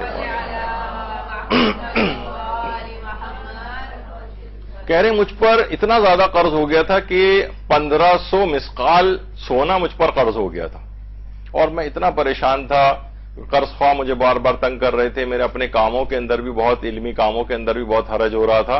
اور جب یہ روایت میری نگاہ سے گزری اور میں نے اللہم اغنینی بحلالے کا ان حرامے کا و بفضلے کا امن سے واق پڑھنا شروع کیا، تو اتنی جلدی میرے غیب سے اسباب مہیا ہوئے، قرض ادا ہو گیا کہ میں آج تک حیران ہوں کہ قرضہ ادا کیسے ہوا، اس قدر، یعنی اس لحاظ سے۔ اور یہی آیت اللہ محسن امین عاملی فرماتے ہیں کہ جب سے میں نے یہ والی روایت پڑھی ہے، صاحب اعیان الشیعہ کہا جاتا ہے، انہوں نے بہت زبردست ایک کتاب لکھی تھی کہ کسی نے اعتراض کیا تھا کہ شیعوں میں کوئی قابل ذکر شخصیت نہیں گزری ہے، تو انہوں نے اوائل اسلام سے لے کر اور اپنے زمانے کے دور تک اتنی زیادہ اس کی سینکڑوں تک جلدیں جو ہیں وہ لکھی جا چکی ہیں اعیان الشیعہ کی، اور ابھی تک ظاہر یوں مکمل نہیں ہوئی کہ شخصیات آتی چلی جا رہی ہیں۔ تو ایک جملہ یعنی انہیں اپنی غیرت کے خلاف لگا کہ شیعوں میں کوئی قابل ذکر شخصیت نہیں گزری، ہم اس کے بعد انہوں نے لکھنا شروع کیا، یہاں تک کہ سینکڑوں جلدیں اس کی جو ہے بن گئیں۔ ان کو صاحب اعیان الشیعہ کہا جاتا ہے، محسن امین عاملی۔ یہ کہتے ہیں میں نے جب سے یہ اپنی نمازوں کے اندر یعنی قنوت کے اندر اللہم اغنینی بحلالے کا ان حرامے کا و بفضلے کا امن سواک پڑھنا شروع کیا، اس کے بعد سے لے کر اب تک مجھے رزق کی کبھی کوئی تنگی محسوس ہی نہیں ہوئی۔ تو یہ بہت زبردست ہے، کیونکہ صلوات کے لحاظ سے تو ذکر آئے، تو میں نے سوچا کہ پیغمبر نے ایک ذکر یہ بھی تعلیم فرمایا تو یہاں پر اس کا بھی ساتھ ہی ذکر کر دیا جائے۔ تو یہ سب چیزیں اس طرح سے۔ اچھا، اب ایک اور بھی مسئلہ ہوتا ہے، یہ چیز بھی ایک علمی دنیا کے اندر کافی اس کے اوپر ایک بحث پائی جاتی ہے کہ صلوات زیادہ افضل ہے یا دشمنان اہل بیت پر لعن زیادہ افضل ہے؟ صلوات زیادہ افضل ہے یا لعن زیادہ افضل ہے؟ یہ ایک مسئلہ پایا جاتا ہے۔ دیکھیے، سب سے پہلے تو جب بھی ہم دشمنان اہل بیت پر لعن کرتے ہیں تو بہت سارے افراد کو ایک وہم ہونے لگتا ہے کہ یہ بات تو ایک وحدت مسلمین کے خلاف ہے۔ دیکھیے، دونوں چیزیں بہت باریک فرق کے ساتھ ہیں، یعنی ایسا نہ ہو کہ بہت سارے لوگ وحدت کو یہ سمجھتے ہیں کہ وحدت یعنی اتحاد بین المسلمین کے معنی یہ ہیں کہ ہم عقائد میں بھی وحدت اختیار کر لیں۔ جی نہیں، آپ کو عقائد میں وحدت اختیار نہیں کرنی ہے، آپ کو جو تشخص اور ایک طریقہ کار ہے، آپ کے جو عقائد ہیں اس کو آپ کو محفوظ رکھنا ہے، لیکن کوئی آپ کو تعصب انگیز بات بھی نہیں کرنی ہے، کسی دوسرے مسلمان کا دل بھی نہیں دکھانا ہے۔ علمی ایک مباحثہ اور ایک جو ہے وہ الگ چیز ہوتی ہے، لیکن تعصبات کو فروغ دینا، گالم گلوچ کرنا، ایک دوسرے کو کافر کہنا یا ان کے مقدسات کی توہین کرنا، یہ فقہاء نے حرام قرار دیا۔ تو یہ دونوں چیزوں کو اتحاد کے معنی انضمام نہیں ہے، یعنی ہم بالکل تحلیل ہو جائیں، بالکل عقائد بھی ان جیسے اختیار کر لیں، نہیں، ایسا نہیں ہے۔ اپنے عقائد ویسے ہی رکھنے چاہیے جو آپ کے ہیں، اور جس طرح سے اس کو بات کو کہا جاتا ہے نا، جو پرانی کتابیں ہوتی تھیں تو جو متن ہوتا ہے جو درمیان میں لکھا ہوتا ہے یہ متن ہوتا ہے، اس کے جہاں کوئی اختلاف ہوتا ہے سائڈ میں حاشیے میں اس کو لکھا جاتا ہے۔ تو جتنے ہمارے مشترکات ہیں عام مسلمانوں کے ساتھ اسے آپ متن میں رکھیں، یعنی اپنی کتاب حیات میں اسے متن میں رکھیں درمیان میں، اختلافات کو حاشیے میں ایک کونے کے اوپر ڈال دیں. اسی طریقے سے انسان معاشرے کے اندر رہ سکتا ہے، ورنہ ہر وقت دشمنیاں جو آپس کے اندر ہو رہی ہیں. تو عام طور پر ہم دیکھتے ہیں یہ جو سوشل میڈیا وغیرہ کے اوپر جناب لوگ بڑے اپنے آپ کو آ کے کہتے ہیں کہ دیکھیے ہم مذہب کا دفاع کر رہے ہیں، اور گالم گلوچ ان کے ساتھ کر رہے ہیں، دیگر مسلمانوں کے ساتھ مقدسات کی توہین کر رہے ہیں. سوشل میڈیا پہ انسان آ کر ویسے ہی بدتمیز اور آزاد ہو جاتا ہے. سوچتے ہیں کہ ہمیں کوئی پکڑنے والا نہیں، کسی کے سامنے منہ در منہ تو انسان وہ نہیں کر سکتا، لیکن لکھنے میں کیا ہے پتہ بھی نہیں کہ ہم کون ہیں کہاں ہیں. تو بہرحال وہ بدتمیزیاں جو ہے اس لحاظ سے تو تعصبات کا فروغ ہوتا ہے بہت زیادہ. یعنی آپ اس سے اندازہ لگائیں کہ بلکہ آیت اللہ بہجت بھی کہتے تھے کہ ایک کلمہ بھی اگر آپ نے زبان سے ایسا نکالا ہے جو کہیں نقل در نقل ہوتے ہوئے بھی کسی مسلمان کو نقصان پہنچا گیا، کسی مومن کو نقصان پہنچا گیا، تو جو اس نے وہ کلمہ شروع میں کہا زبان سے نکالا تھا یہ بھی اس میں حصے دار بنے گا. تو علمی ایک محاکمہ ایک الگ چیز ہے، بالکل علمی ماحول ہو، کتابوں کے حوالے سے بات کی جائے، حقائق لوگوں کے سامنے پیش کیے جائیں جو اس کا فورم ہے. لیکن یہ جس طرح سوشل میڈیا پہ آج کل ہو رہا ہے یہ اتحاد کے خلاف بھی ہے، مقدسات کی توہین بھی اس کے اندر بعض جگہوں کے اوپر نظر بلکہ اکثر جگہوں پہ نظر آ رہی ہے، اور نوجوان تو بالکل ہی شتر بے مہر کی طرح سے آزاد ہو رہے ہیں. یعنی اچھا اب سے کیا ہے، دیکھیں نقصان کیا پہنچ رہا ہے. اس کا نقصان ظاہر ہے کہ مثلا ہم مکتب اہل بیت میں رہنے والے ہیں، ذرا دیگر اپنے مسلمان بھائیوں کی نسبت اقلیت میں بھی ہیں، تو وہ جب وہ اس قسم کے افراد وہ جو اس میں یہ اس طرح کے جو کامنٹس منافرانہ پڑھتے ہیں تو تعصبات فروغ پاتے ہیں، لوگوں کو نقصان پہنچتا ہے. ایک مومن نے مجھے کچھ ہی دن پہلے بتایا کہ ایک مہینے سے وہ 15 مکان کرائے کے اوپر دیکھ چکے ہیں، لیکن جیسے ان کو پتہ چلتا ہے کہ یہ مثلا شیعہ ہے وہ مکان دینے سے انکار کر دیتے ہیں. تو کیا ہوا نتیجہ کیا ان منافرانہ باتوں کا نکل رہا ہے، لوگوں کے لیے سروائیو کرنا مشکل ہو رہا ہے، مکان کرائے پہ نہیں مل رہے، لوگ پریشان ہوئے جا رہے ہیں. تو یہ منافرانہ اس انداز کی گفتگو علمی محاکمے کے میدان بھی الگ ہوتے ہیں، اور یہ گالم گلوچ والی سلسلے یہ نہیں. تو لیکن یہ کہ عقائد کو بھی اپنے پریزرو رکھنا ہے. یعنی ایسا نہیں ہے کہ ہم کہیں کہ نہیں، جیسے بہت سے لوگوں کو ہوا کہ نہیں لعن تو کرنی ہی نہیں چاہیے اور یہ تو اسلام کا طریقہ کار نہیں ہے، جبکہ ایسا نہیں. آیت اللہ علی حسینی میلانی ماشاءاللہ سے حیات محققین میں سے اور علماء میں سے ہیں اور مجتہدین میں سے ہیں. اور مجھے بھی ایک دفعہ سفر حج پر جب روضہ رسول میں یہ زیارت کر کے نکل رہے تھے تو میں بھی اسی وقت نکل رہا تھا، میں نے دیکھا ارے سامنے آیت اللہ علی حسینی میلانی بھی آئے ہوئے تھے، تو ان سے مصافحے کا بھی شرف حاصل کیا. تو بہرحال آیت اللہ علی حسین میلانی سے پوچھا کہ یہ جو کہا جاتا ہے کہ دشمنان اہل بیت کے اوپر لعن کرنا، تو کیا کبھی رسول اللہ نے بھی دشمنان اہل بیت پہ لعن کی ہے، یعنی ان پہ لعنت بھیجی؟ انہوں نے کہا جی ہاں، پیغمبر اسلام اکرم کی جو وہ روایت ہے کہ لعن اللہ من تخلف عن جیش اسامہ، جو بھی اسامہ کے لشکر کے ساتھ نہیں جائے گا اس کے اوپر اللہ کی لعنت ہوگی. تو جو افراد اسامہ کے ساتھ نہیں گئے تھے، یعنی پیغمبر اکرم نے اپنی زندگی کے آخری جو ایام چل رہے تھے، پیغمبر چاہتے تھے کہ اس وقت جو بھی، کیونکہ انہیں اعلان ولایت بھی کرنا تھا اور اس کے بعد مولا علی کے پاس مثلا اگر حالات سازگار ہوتے تو خلافت ظاہری بھی ان کے پاس ان کے ہاتھ میں ہوتی. لیکن تو پیغمبر چاہتے تھے کہ جو بھی شورش کرنے والے افراد ممکنہ ہیں ان سب کو بہت دور جو ہے وہ بھیج دیا جائے، جبکہ وہ جنگ ہوئی بھی نہیں تھی. بس اسامہ کہا کہ اچھا اسامہ بھی ایک نوجوان ایک لڑکا تھا جو کوئی اسے خاطر خواہ، اس کا کوئی جنگی تجربہ بھی نہیں تھا، اس کے ساتھ کہا کہ جو بھی اس کے ساتھ نہیں جائے گا اس پر اللہ کی لعنت ہوگی. تو وہ تمام افراد کے جو کہ اسامہ کے لشکر میں ساتھ نہیں گئے تھے اور پیغمبر کی انہوں نے خلاف ورزی کی تھی حکم کی، ان کے اوپر اللہ کی لعنت. تو پیغمبر کے اپنے الفاظ ہیں لعن اللہ من تخلف عن جیش اسامہ. تو ان سے پوچھا گئی یہ بات. اور یہ بھی آیت اللہ میلانی سے پوچھا گیا کہ بہت سی روایات ایسی ہیں جس میں کہ چھٹے امام جعفر صادق علیہ الصلوۃ والسلام نمازوں کے بعد دشمنان اہل بیت پر لعنت کرتے تھے، کیا یہ بات صحیح ہے؟ انہوں نے کہا جی ہاں، یہ تمام روایات میرے نزدیک صحیح ہیں اور میں ان کی تائید کرتا ہوں. یعنی خود ایسا نہیں، ہم کس بات میں بیان کر رہے ہیں کہ لعن جو ہے وہ بھی دین کا ایک جز اور حصہ ہے، لیکن اعلان اسے نہ کی اس انداز سے نہ کیا جائے کہ معاشرے کے اندر ایک فرقہ واریت اور بگاڑ جس کا نتیجہ آپ کو بھی بھگتنا پڑتا ہے، دوسرے مسلمانوں کو بھی بھگتنا پڑتا ہے. تو ان چیزوں کو بہت باریک ایک فرق کے ساتھ رکھنا چاہیے جس کا خیال نہیں رکھا جا رہا ہے. اچھا، آیت اللہ کوہستانی اتنی عظیم شخصیت تھی. کوہستان میں جو ان کا مدرسہ تھا اتنے زبردست طریقے سے وہاں پر یہ اپنے طالب علموں کی تربیت کرتے تھے کہ ان کے متعلق کہا جاتا ہے کہ آیت اللہ کوہستانی نے، علماء فرماتے ہیں کہ کوہستان کو بھی نجف اشرف بنا دیا تھا. اور ان کی قبر مبارک شاہ عبد العظیم جو ہیں، شاہ عبد العظیم حسنی، ان کے روضے کے اندر ہی عبد الکریم آیت اللہ کوہستانی کی قبر ہے.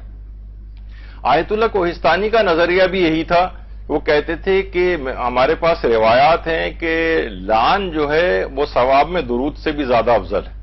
یعنی ان کا یہ نظریہ تھا. ابھی آگے اور مراجع کے نظریات بھی آپ کو بتاؤں گا کہ موجودہ مراجع اس میں کیا کہتے ہیں. تو وہ یہ فرماتے تھے کہ لیکن لعن جو ہے وہ ان کا نظریہ یہ تھا کہ لعن صلوات سے افضل ہے. اور اس کہتے تھے کہ ہم نے ایسا نہیں کہ اپنی طرف سے یہ ذاتی نظریہ بنا لیا، اس کے لیے روایات بھی ہیں جو بھی آگے چل کر بھی آئیں گی. اور یہ کوئی عام شخصیت نہیں تھی، اس قدر عظیم شخصیت ہے. ان میں پوری کتاب لکھی گئی ہے برق اللہ پارسائی. یعنی قلہ کہتے ہیں وہ جو بالکل ماؤنٹین کے اوپر جو بالکل ایک نوک نکلی ہوئی ہوتی ہے نا، اس کو کہا جاتا ہے. یعنی پہاڑ کے اوپر جو اتنی ہائٹ، یعنی یہ پارسائی کی اتنی ایکسٹریم اور ہائٹ کے اوپر یہ تھے کہ پوری کتاب ان کے واقعات اور اس کے اوپر جو ہے وہ آیت اللہ کوہستانی کے لکھی گئی اس نام سے. ان کے ایک شاگرد تھے حجت الاسلام والمسلمین حاجی سید علی جبار زادے. یہ فرماتے ہیں کہ ان کے متعلق آیت اللہ کوہستانی کے آپ کو یہ اندازہ ہو جائے کہ آیت اللہ کوہستانی کہتے ہیں کہ ان کے ایک شاگرد نے یہ بات بتائی کہ مقدس ان کا ایک شاگرد تھا جس نے یہ چیز نقل کی کہ ایک دفعہ ایک شخص آیت اللہ کوہستانی کے پاس آیا اور استخارہ دکھوانے کے لیے. تو آیت اللہ کوہستانی نے اپنی جیب کے اندر دیکھا ابا کی، تو اس میں تسبیح ان کو نہیں ملی. تو انہوں نے اپنے شاگرد سے کہا کہ ذرا مجھے یہ اپنی تسبیح دینا. شاگرد نے جو ہے وہ تسبیح دے دی ان کو استخارے کے لیے اپنی جیب سے نکال کر. انہوں نے جیسی تسبیح ہاتھ میں لی آیت اللہ کوہستانی نے شاگرد کی طرف بہت متاسفانہ افسوسناک نگاہوں سے دیکھا کہ آغا چہرہ نماز شب نمی خوانی، تم نماز شب کیوں نہیں پڑھتے ہو؟ تسبیح تو نشان میں دہت کہ نماز شب نمی خوانی، تمہاری تسبیح یہ بات بتا رہی ہے مجھے کہ تم نماز شب نہیں پڑھتے ہو. اچھا، وہ شاگرد حیران و پریشان ہو گیا. کہا کہ آغا آپ نے بالکل صحیح بات کی، آج سے میں عہد کرتا ہوں کہ ایک دن نماز شب میں ترک نہیں کروں گا. تو آیت اللہ کوہستانی یعنی اتنا جو علم اور معرفت کے لحاظ سے پڑھا تھا، اس کا یہ نظریہ تھا. وہ کہتے تھے کہ لعن جو ہے وہ صلوات سے افضل ہے. آیت اللہ سید محمد رضا گل پائیگانی کے زمانے میں ایک عالم فرماتے ہیں کہ میں نے حوزہ علمیہ کے ایک عالم کہ وہ کہتے ہیں کہ میں نے خواب میں دیکھا کہ بہت سارے لوگ جمع ہیں اور آیت اللہ سید محمد رضا گل پائیگانی بھی ہیں اور مختلف خطوط آئے ہیں ان کے پاس سے سوال و جواب کے لیے، اور آیت اللہ جو استفتاحات ہوتے ہیں ان کے جوابات لکھوا رہے ہیں آیت اللہ رضا گل پائیگانی. ایک خط آیا، اس میں یہی والا سوال پوچھا گیا تھا. اس زمانے میں قوم کے اندر یہ مسئلہ کافی زیادہ گردش کر رہا تھا کہ لعن زیادہ افضل ہے یا صلوات بھیجنے کا ثواب زیادہ افضل ہے. تو فرماتے ہیں کہ جب وہ خط کھولا گیا تو آیت اللہ رضا گل پائیگانی نے خوابی میں ان کو یہ جواب لکھوایا کہ اس کا جواب یہ لکھو کہ لعن کا ثواب جو ہے وہ صلوات سے زیادہ ہے. کہہ رہے میری آنکھ کھل گئی. اس زمانے میں آیت اللہ سید محمد رضا گل پائیگانی زندہ تھے. کہنے میں فوراً خواب سے جاگا اور اٹھ کر ان کے قم میں ہی تھا میں بھی. وہ فرماتے ہیں کہ میں ان کی جو ہے وہ ان کے پاس آیا اور اپنا خواب ان کو سنایا کہ آغا میں نے یہ خواب کے اندر دیکھا ہے. تو آیت اللہ رضا گل پائیگانی نے اس خواب کی تائید کرتے ہوئے فرمایا کہ ہاں میرا یہی نظریہ ہے کہ لعن جو ہے وہ صلوات سے افضل ہے، اور میں یہ چاہتا ہوں کہ تم اپنے اس خواب کو حضرت زہرا کے ماننے والوں کو بیان کرو. اللہم صلی علی محمد وعلی محمد. اور پھر اس لحاظ سے یہ کتابوں کے اندر بھی ان کا یہ خواب آیا اور سب. اور عین الحیات جو علامہ باقر مجلسی کی کتاب ہے اس کے اندر یہ بھی ہے کہ ہمارے چھٹے امام جعفر صادق علیہ الصلوۃ والسلام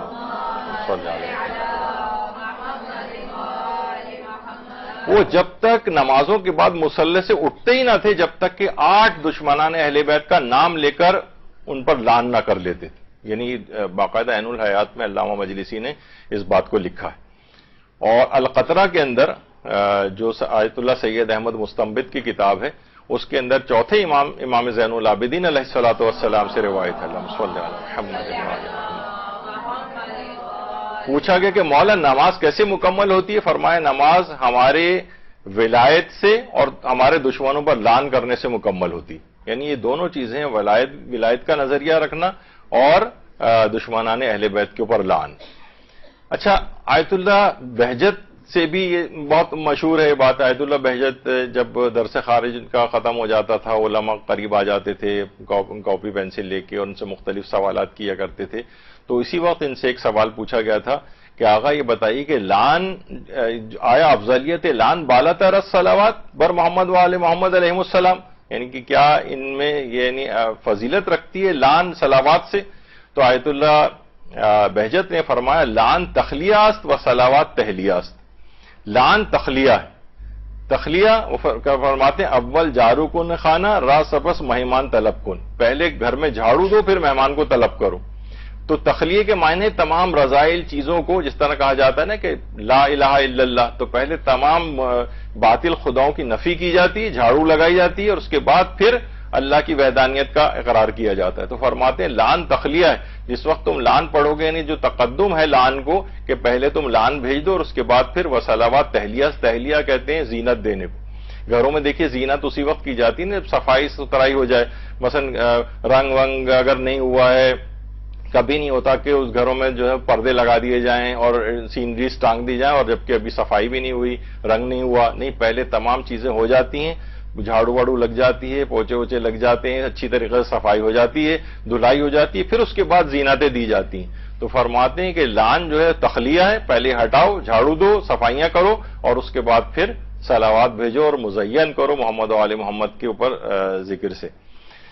تو آیت اللہ بہجت اس خطر قائل تھے کہ اپنی جب بھی یہ نمازیں پڑھا کرتے تھے، اور نمازوں کے قنوت تک کے نمازوں کے جو رکوع ہیں اس میں قاتل امیر المومنین پر لعن کیا کرتے تھے. آج بھی ان کی پوری ویڈیو ہے، کوئی جا کر دیکھنا چاہے. لعن فرستادن بقاتل امیر المومنین علیہ السلام توسط آیت اللہ بہجت در رکوع نماز. یہ اگر لکھ کے آپ سرچ کریں تو آپ کو جو ہے پوری ان کی نماز بھی مل جائے گی، جس میں رکوع میں جا کر آیت اللہ بہجت پڑھتے تھے اللہم لن قتلتا امیر المومنین، یعنی نمازوں کے رکوع تک کے اندر لعن کیا کرتے تھے قاتل امیر المومنین پر. اور بالکل صحیح ہے، بالکل جائز ہے، اور یہ علماء وغیرہ کا طریقہ کار کے اندر بھی رہا ہے. آیت اللہ سیستانی سے بھی یہ بات پوچھی گئی کہ کون سا عمل زیادہ فضیلت کا حامل ہے، محمد و آل محمد علیہ السلام پر درود بھیجنا یا ان کے دشمنوں پر لعن کرنا؟ تو آیت اللہ سیستانی کا البتہ یہ نظریہ یہ ہے کہ افضل یہ ہے کہ لعن اور صلوات دونوں کو ملا کر اس طرح پڑھا جائے اللہم صلی علی محمد و آل محمد ولعن اعدائہم. اس طرح سے پڑھا جائے اے اللہ درود بھیج محمد و آل محمد علیہ السلام پر، ان کے دشمنوں پر اللہ کی لعنت ہو. اچھا، ان کا ایک استفتاء ہے، اس کے اندر یہ عبارت لکھنے کے بعد ایک حدیث نیچے ایک حدیث بھی لکھی گئی ہے. وہ حدیث البتہ ہمیں کسی جگہ کتابوں وغیرہ کے اندر تلاش کے باوجود بھی نہیں ملی، لیکن ممکن ہے کیونکہ استفتاء کافی مشہور ہے، بعض عرب علماء نے بھی اس استفتاء کو جو ہے وہ بیان کیا ہے. البتہ یعنی وہ حدیث جو ہے اس لحاظ سے کنفرمیشن اس کی ہمیں نہیں ہے، بس استفتاء کے اندر تو البتہ ذکر ہوئی ہے وہ. تو ایک حدیث میں کہ امام جعفر صادق علیہ السلام مسجد میں داخل ہوئے اللہم صلی علی محمد و آل محمد، تو وہاں ایک گروہ محمد و آل محمد پر درود پڑھ رہا تھا، جبکہ دوسرا گروہ ان کے دشمنوں پر لعنت بھیج رہا تھا. تو امام اس گروہ کے ساتھ بیٹھ گئے جو محمد و آل محمد کے دشمنوں پر لعن بھیج رہا تھا.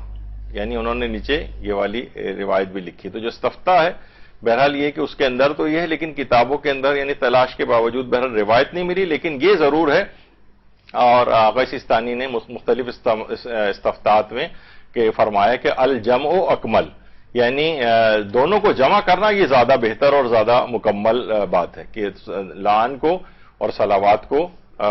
جو ہے وہ ملا کر پڑھا جائے. بلکہ ایک استفتاء میں ان سے پوچھا بھی گیا کہ کیا لعن جو ہے وہ صلوات سے زیادہ بالا تر چیز ہے؟ تو انہوں نے جواب دیا کہ یعنی ان کے نزدیک یہ بات ثابت شدہ نہیں ہے کہ لعن صلوات سے زیادہ بالا تر ہو، یعنی ایک کو دوسرے کے اوپر فضیلت نہیں دی جا سکتی، البتہ یہ کہ دونوں کو ملا کر پڑھنا چاہیے. اور یہ بھی ایک دفعہ ان سے یہی پوچھا گیا تھا کہ جو لعن ہے دشمنان اہل بیت پر یہ واجب ہے یا مستحب؟ تو وہاں سے انہوں نے جواب دیا مستحب است، یعنی بہرحال لعن کا بھیجنا یہ مستحب ہے. تو یہ ان افراد کے لیے بھی جو کہتے ہیں نہیں لعن تو بھیجنی نہیں چاہیے، یہ کوئی طریقہ کار نہیں ہے. آپ نے دیکھا کہ ائمہ کا بھی طریقہ کار ہے، اور پھر لعن بھیجنا یہ پروردگار عالم کا بھی طریقہ کار ہے. آپ پورا قرآن دیکھیں کہ لعن سے بھرا ہوا ہے، دشمنان دین پر، دشمنان اسلام پر اور اس طرح کے جو افراد تک جھوٹوں پر اللہ کی لعنت کی گئی ہے. تو بہرحال لعن ایسی چیز نہیں کہ جسے بالکل آپ وحدت کے نام پر آپ اسے صرف نظر سے کام لیں. ہاں، تعصبات کی طرف نہ جائے معاملہ، اپنے عقائد کو محفوظ رکھتے ہوئے، اور آپ اختلافات کو حاشیے میں رکھیں، متن میں مشترکات کو رکھیں. اور یہی سوال آیت اللہ صافی گل پائگانی سے بھی پوچھا گیا ہے کہ تبرہ بر تولا رجحان دارت، آیا تبرہ بر تولا رجحان دارت، یعنی کوئی رجحان ہے اس میں؟ تو بہرحال مختصراً اس میں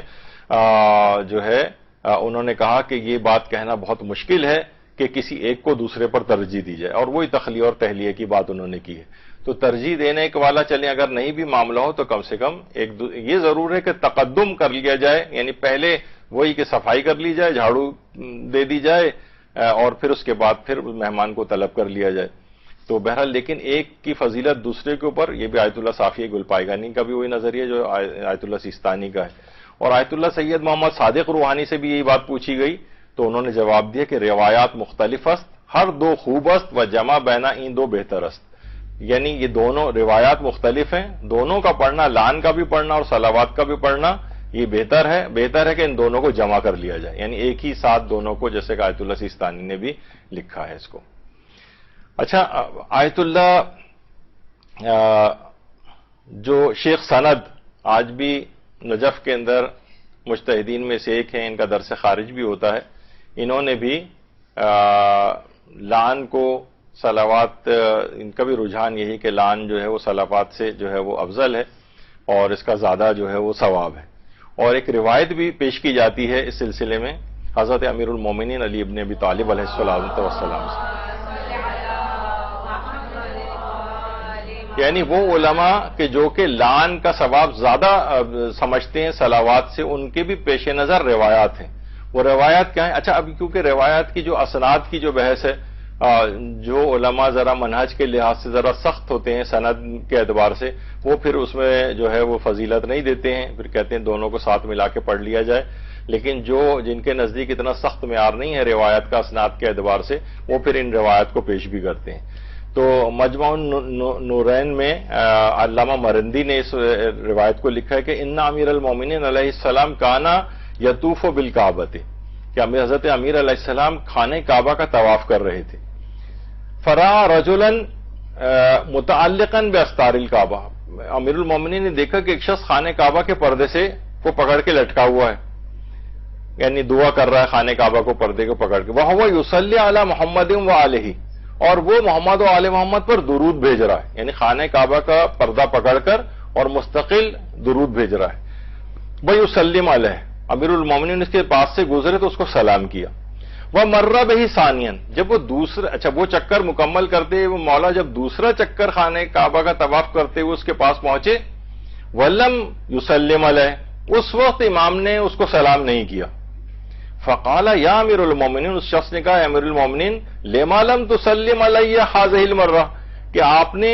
پہلے تو مجھے آپ نے سلام کیا تھا پہلے چکر میں، جب دوسرے چکر میں گزرے تو آپ نے مجھے سلام نہیں کیا. فقال، اب امیر المومنین نے فرمایا خفت ان اشغلک عن اللعن، تو اس وقت محمد و آل محمد کے دشمنوں پر لعن کرنے میں مصروف تھا. خفت،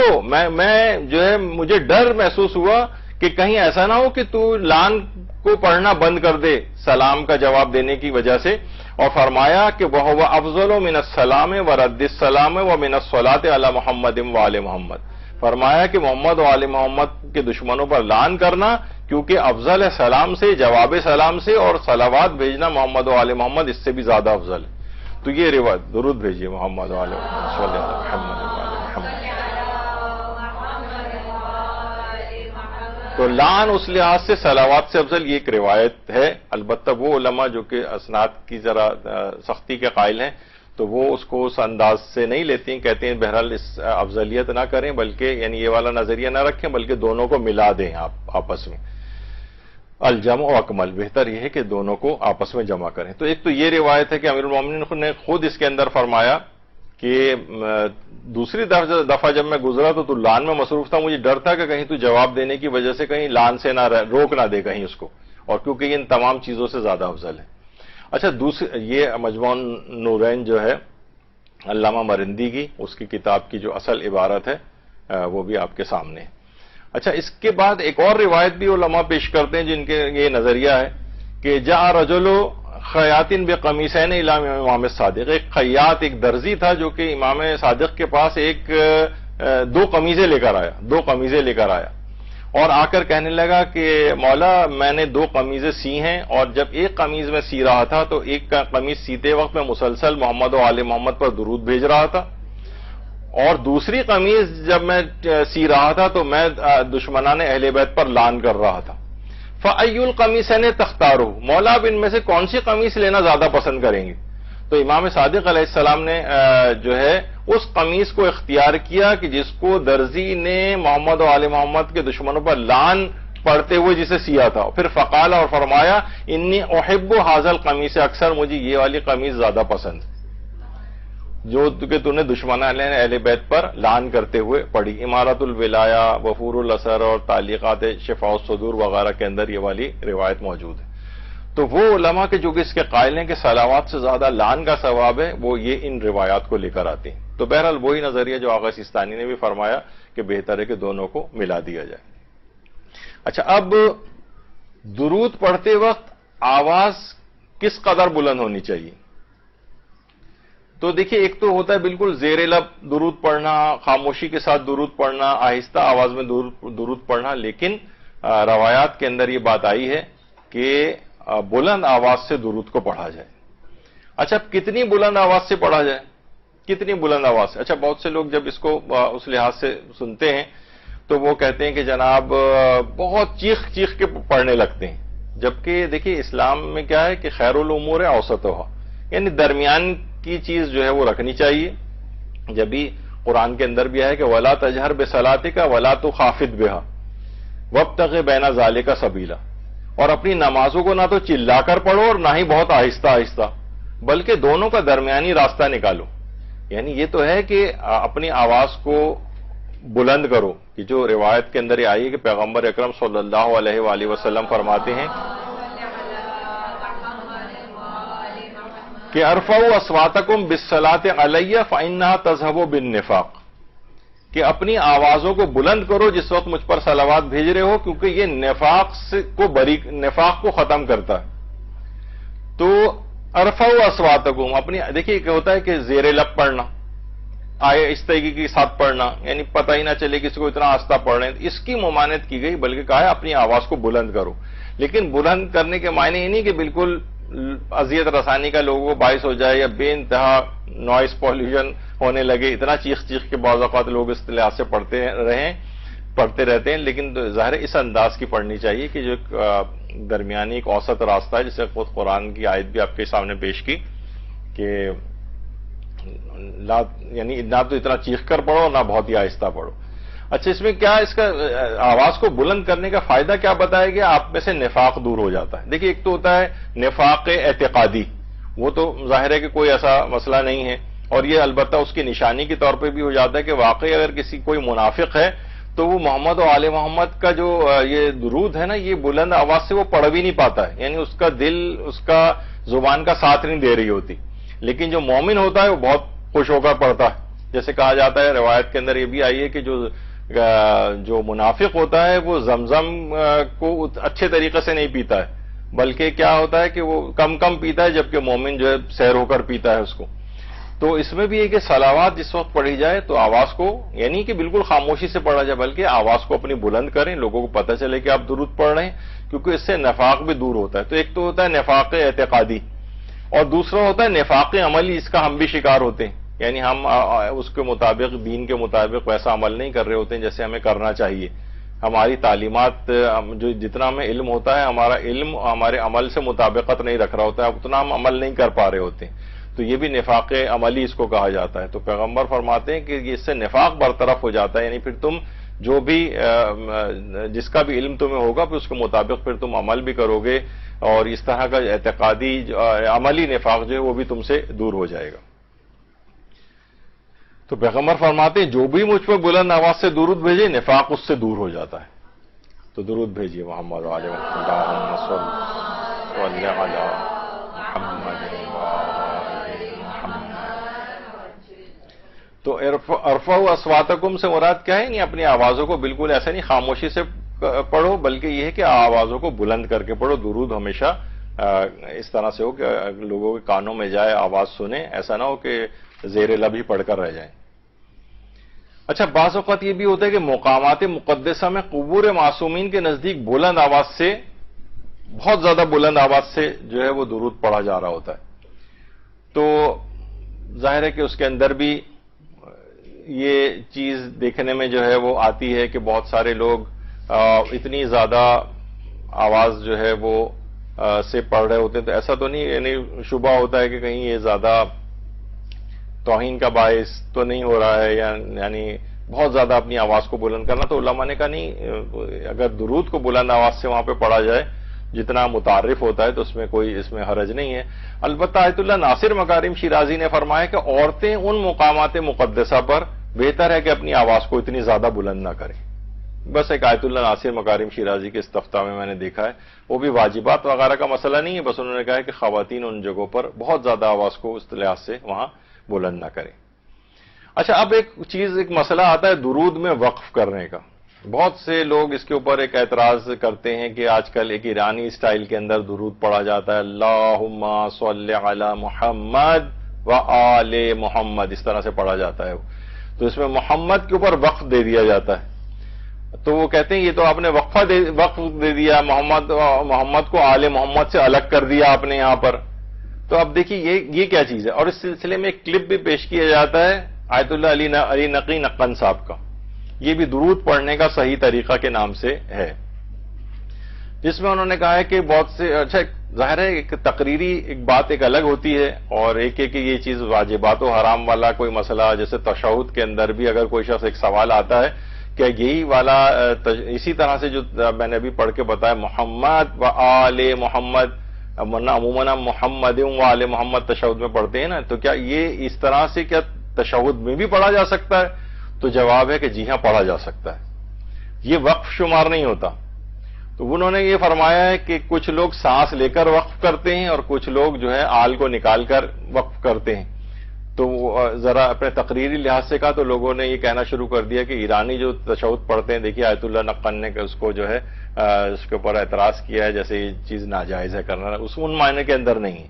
وہ زیادہ بہتر کے معنوں میں کہ محمد و آل محمد، یہ جو عاطفہ درمیان میں ہوتی ہے تو اس میں ملا کر اس کو پڑھا جاتا ہے. کیونکہ یہ سوال آیت اللہ بہجت سے بھی پوچھا گیا تو انہوں نے کہا کہ اشکال ندارت و نماز صحیح ہے، یعنی اگر یہ اسی طرح سے وقف دے کے محمد کے اوپر اگر وقف دیں اور پھر فوراً ہی بات کہیں وہ آل محمد، تو انہوں نے فرمایا اس سے کوئی فرق نہیں پڑتا، کوئی حرج نہیں ہے اور نماز صحیح ہے. اسی طریقے سے آیت اللہ خامنئی نے بھی اس کو بات کو لکھا کہ در تشہد وقف بر محمد در جملہ اللہم صلی علی محمد و اللہم صلی علی محمد و سپس قرات عبارت و آل محمد بمقدار کے بواحدت جملہ ضرر نزدن اشکال ندارت. فرماتے ہیں کہ اگر تشہد میں جو جب اللہم صلی علی محمد کے بعد وقف دے دیا جائے اور پھر اس سے پہلے کہ جملے کو کوئی نقصان نہ پہنچے فوراً ہی وہ آل محمد کہہ دیا جائے تو کیا اس سے کوئی فرق ہے؟ تو انہوں نے فرمایا کوئی فرق نہیں پڑتا، اشکال ندارت، کوئی حرج نہیں. تو بس یہ کہ جملے کے اتنا زیادہ وقفہ نہ ہو کہ وہ جملے کا پورا وہی اس کے وحدت جملہ ہی ایک جملہ ہی نہیں بلکہ دو الگ الگ جملے شمار ہو. بس اللہم صلی علی محمد، پھر آپ خاموش ہو گئے، پھر تھوڑی دیر بعد آپ کہہ رہے ہیں وآل محمد، تو کہتے ہیں یہ پھر دو الگ جملے بن جائیں گے اور یہ جملے کی جو وحدت ہے یہ متاثر نہیں ہونی چاہیے، تو کوئی حرج نہیں. اسی طریقے سے آیت اللہ سیستانی کے جو وکیل اور استفتاء سیکشن کے جو ایک لحاظ سے سربراہ ہیں، ان سے بھی ہم نے لکھ کے یہ دریافت کیا، یہی والا سوال جو ہے وہ لکھ کے پوچھا کہ کیا اس طرح سے پڑھنا جائز ہے؟ تو وہاں سے جواب آیا جائز است، کوئی حرج نہیں. آغا سیستانی کے نزدیک بھی اس میں کوئی حرج نہیں ہے، محمد و آل محمد یہ بھی پڑھا جا سکتا ہے. البتہ ایک تفصیل الگ ہے قرات میں، وہ احتیاط مستحب ہے آغا سیستانی کی، جس میں وقف بالحرکت اور وصل بالسکون کا ایک مسئلہ ہے جو توضیح المسائل میں آپ کو مل جائے گا. بہتر یہ ہے کہ محمد و آل محمد ہی اس طرح سے پڑھا جائے، محمد و آل محمد احتیاط مستحب کے لحاظ سے جو ہے وہ یعنی احتیاط مستحب ہے کہ اس طرح سے نہ پڑھا جائے اس کو، یعنی اللہم صلی علی محمد و آل محمد ہی اس کو پڑھا جائے، لیکن اگر ویسے بھی پڑھ لیں تو وہ جائز ہے، نماز پر اس سے کوئی فرق نہیں پڑے گا۔ تو لہٰذا وہ افراد جو کہتے ہیں کہ نہیں یہ ایرانیوں نے ہماری نمازیں غلط کرانی شروع کر دی ہیں اور لوگ اس طرح سے اس کے اندر بھی پڑھنے لگے ہیں اور درود یہ پڑھنا صحیح نہیں ہے، تو یہ بات بالکل غلط ہے، پڑھنا صحیح ہے۔ بس ظاہر ہے فصیح زیادہ یہ ہے کہ اللہم صلی علی محمد و آل محمد پڑھا جائے۔ اور یہاں تک پیغمبر اکرم صلی اللہ علیہ وآلہ وسلم فرماتے ہیں کہ اگر کوئی شخص مجھ پر درود بھیجتا ہے لیکن میری آل پر درود نہیں بھیجتا تو وہ جنت کی خوشبو نہیں سونگھ سکے گا، حالانکہ جنتی جنت کی خوشبو 500 سال کی مسافت سے بھی سونگھ سکے گا۔ تو وہ چیز جہاں آل محمد کو نکال دیا جائے اور محمد پہ وقف کر دیا جائے، اس کی ممانعت آئی۔ مثلا وہ صرف کہیں ہی صرف یہی کہ اللہم صلی علی محمد بس، جیسے کہ ہمیں اکثر جگہوں پر غیر شیعہ افراد کے ہاں نظر آتا ہے کہ بڑی مشکل سے آل کا لفظ ان کے منہ سے نکلتا ہے، اور پیغمبر یہ بھی فرماتے ہیں اگر کوئی مجھ پر صلوات بھیجے اور میرے اہل بیت کو اس میں شریک نہ کرے تو اس کی صلوات اور آسمان کے درمیان 70 پردے پڑ جاتے ہیں۔ اللہ فرمائے گا کہ نہیں ہے نیکی اور اجابت تیرے لیے، اور ملائکہ کو حکم دے گا کہ جب تک یہ نبی کے ساتھ اطاعت کو شامل نہ کرے ہرگز اس کی دعا کو بلند نہ کرو، یعنی قبول ہوتی نہیں ہے۔ یعنی اگر کوئی شخص محمد کے اوپر آ کر وقف کر دے اور آل محمد کا اضافہ نہ کرے تو دعائیں بھی قبول نہیں ہوتی ہیں، اور اس کی ممانعت آئی۔ اور جب بھی آیت اللہ ناصر مکارم شیرازی نے بھی لکھا کہ کون سا سکوت نہیں شدہ ہے اللہم صلی علی محمد اور اس کے بعد رک جائیں، اس کی ممانعت آئی ہے، یعنی وہ آل محمد کہیں ہی نہیں، یہاں تو فوراً ہی کہہ دیا جاتا ہے محمد و آل محمد، تو اس سے کوئی یعنی اس میں کیا ممانعت کی بات ہے؟ یہاں روکا نہیں جا رہا کہ آل محمد، وہ جہاں ممانعت ہے وہ ہے جہاں آل کا ذکر ہی نہ کیا جائے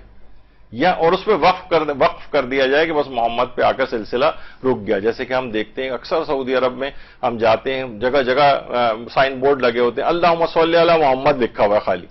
جگہ جگہ نظر آتے ہیں وہاں پر، تو وہاں ہم لوگ حیران ہوتے ہیں کہ یعنی آل محمد کا کتنی آسانی کے ساتھ اگر وہ تو صلوات کامل اور اکمل ہو جائے، لیکن نہیں، بس صرف صلوات کو محمد پہ آ کر، تو یہ وہ دم بریدہ صلوات جسے کہا جاتا ہے، دم کٹی صلوات جو ہے پیغمبر نے اس کو منع کیا ہے کہ یہ اس انداز سے نہ بھیجی جائے بلکہ وہ آل محمد کا اضافہ بھی کیا جائے، اس کی ممانعت آئی۔ اچھا اب آ جائیے، اس کے بعد ایک مسئلہ آتا ہے غیر معصومین کے اوپر درود بھیجنے کا۔ کیا وہ افراد کے جو کہ 14 معصومین میں شامل نہیں ہیں، کیا ان پر درود بھیجا جا سکتا ہے؟ مثلا جو امام زادے بھی ہیں، بخیر ان کا بھی آگے چل کر تذکرہ آئے گا، یہ جو اور غیر معصوم ہستیاں ہیں، مثلا اصحاب پیغمبر ہیں، اصحاب ائمہ ہیں، تو دیکھیے بھیج تو سکتے ہیں لیکن بھیجا تو وہی جاتا ہے، ظاہر ہے محمد جب ان کا بھی ذکر آتا ہے ہمارے یہاں تو درود محمد و آل محمد ہی پر بھیجا جاتا ہے، تو اس میں تو ظاہر ہے کہ کوئی حرج نہیں ہے۔ لیکن غیر معصوم کے لحاظ سے بھی درود بھیجنا، جیسے کہ لوگ عام طور پہ ایک چیز اور بھی کہتے ہیں کہ بھائی آل محمد میں کیا موجودہ سادات کرام بھی شامل ہیں، کیونکہ دیکھیے وہی تو ان کی آل ابھی تک آگے چلتے آ رہی ہے، اس کا مطلب ہے سادات کرام، تو اس پر آیت اللہ علی حسین میلانی یا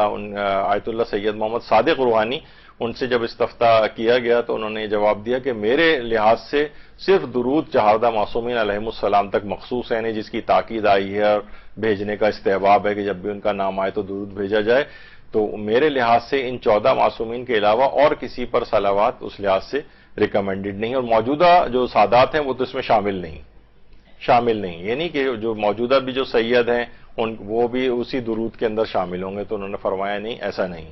البتہ جو قرآن کی آیت بھی ہے کہ اذا اصابتهم مصیبت قالوا انا للہ وانا الیہ راجعون اولئک علیہم صلوات من ربہم ورحمہ واولئک هم المہتدون، یعنی جب بھی ان پر جب مصیبت نازل ہوتی ہے اور وہ کہتے ہیں ہم اللہ کی طرف سے آئے ہیں اور اسی کی طرف لوٹ کر جانا ہے، ان کے لیے پروردگار کی طرف سے صلوات اور رحمت ہے اور وہی لوگ ہدایت یافتہ ہیں۔ اس کا مطلب ہے کہ جو وہ افراد کے جو کہ اللہ کوئی مصیبت نازل ہوتی ہے اور وہ انا للہ و انا الیہ راجعون کلمہ استرجاع پڑھتے ہیں تو ان کے اوپر صلوات اور رحمت ہے۔ تو ایک دفعہ غالباً علامہ ہلی کا سے منسوب واقعہ ہے کہ بادشاہ کے دربار میں کسی غیر شیعہ علماء سے مناظرہ ہو رہا تھا اور انہوں نے کہا کہ محمد و آل محمد اس آیت کا مصداق ہیں کہ ان پر جب مصیبت آئی تو انہوں نے کلمہ استرجاع پڑھا، تو اس لحاظ سے ان کے پر اولئک علیہم صلوات من ربہم، تو وہاں پر اسی جگہ ایک سید غیر شیعہ عالم بھی موجود تھا متعصب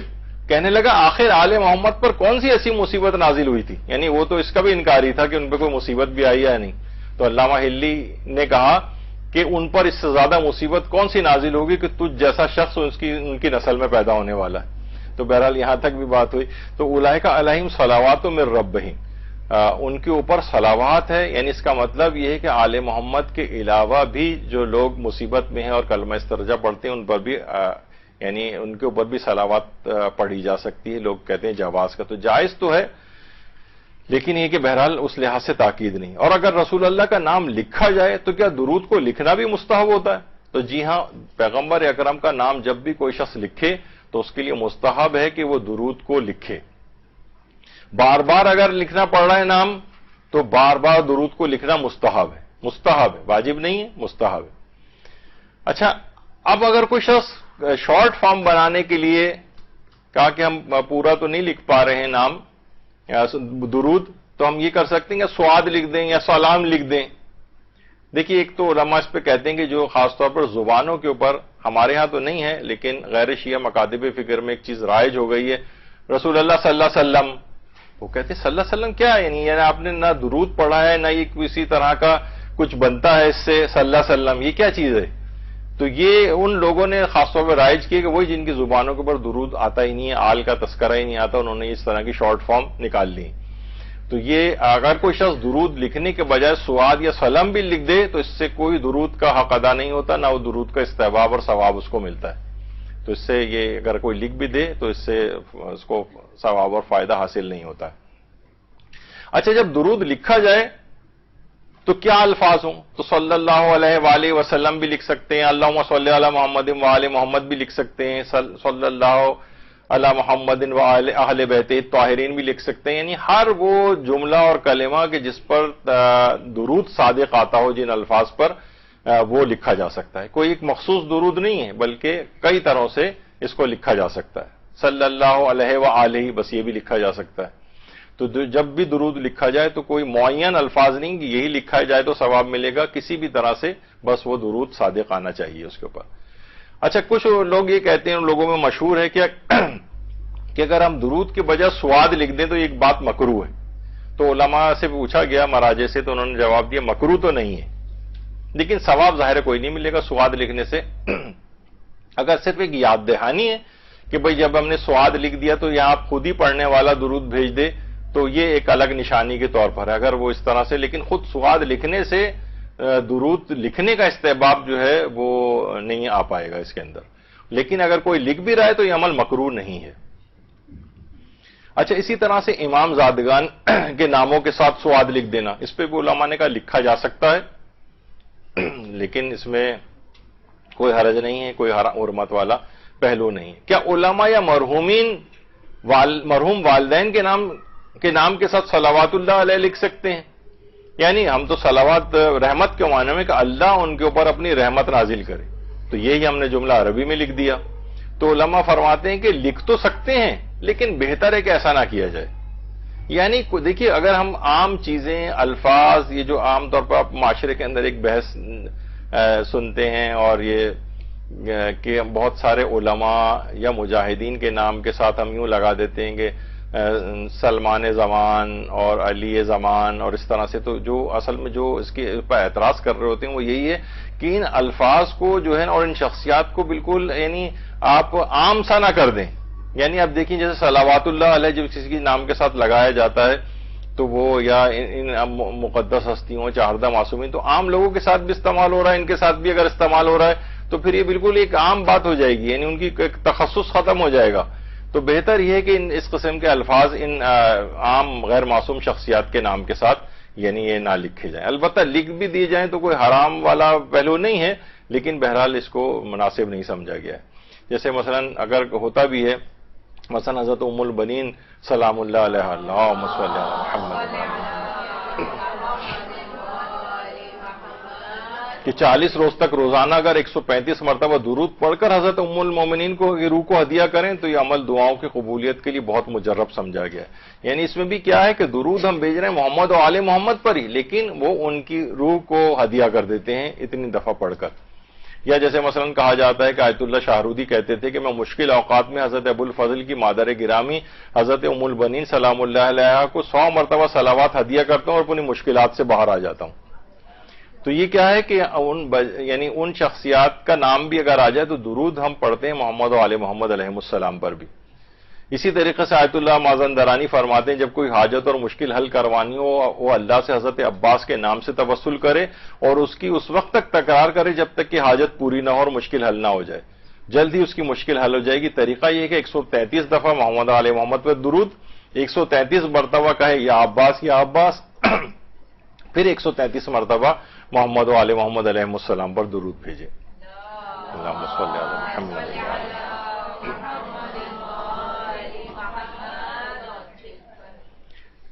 اچھا اب لیکن یہ وقت کیونکہ پورا ہو گیا اور یہی ہے اس کے اندر ابھی تھوڑا سا اس میں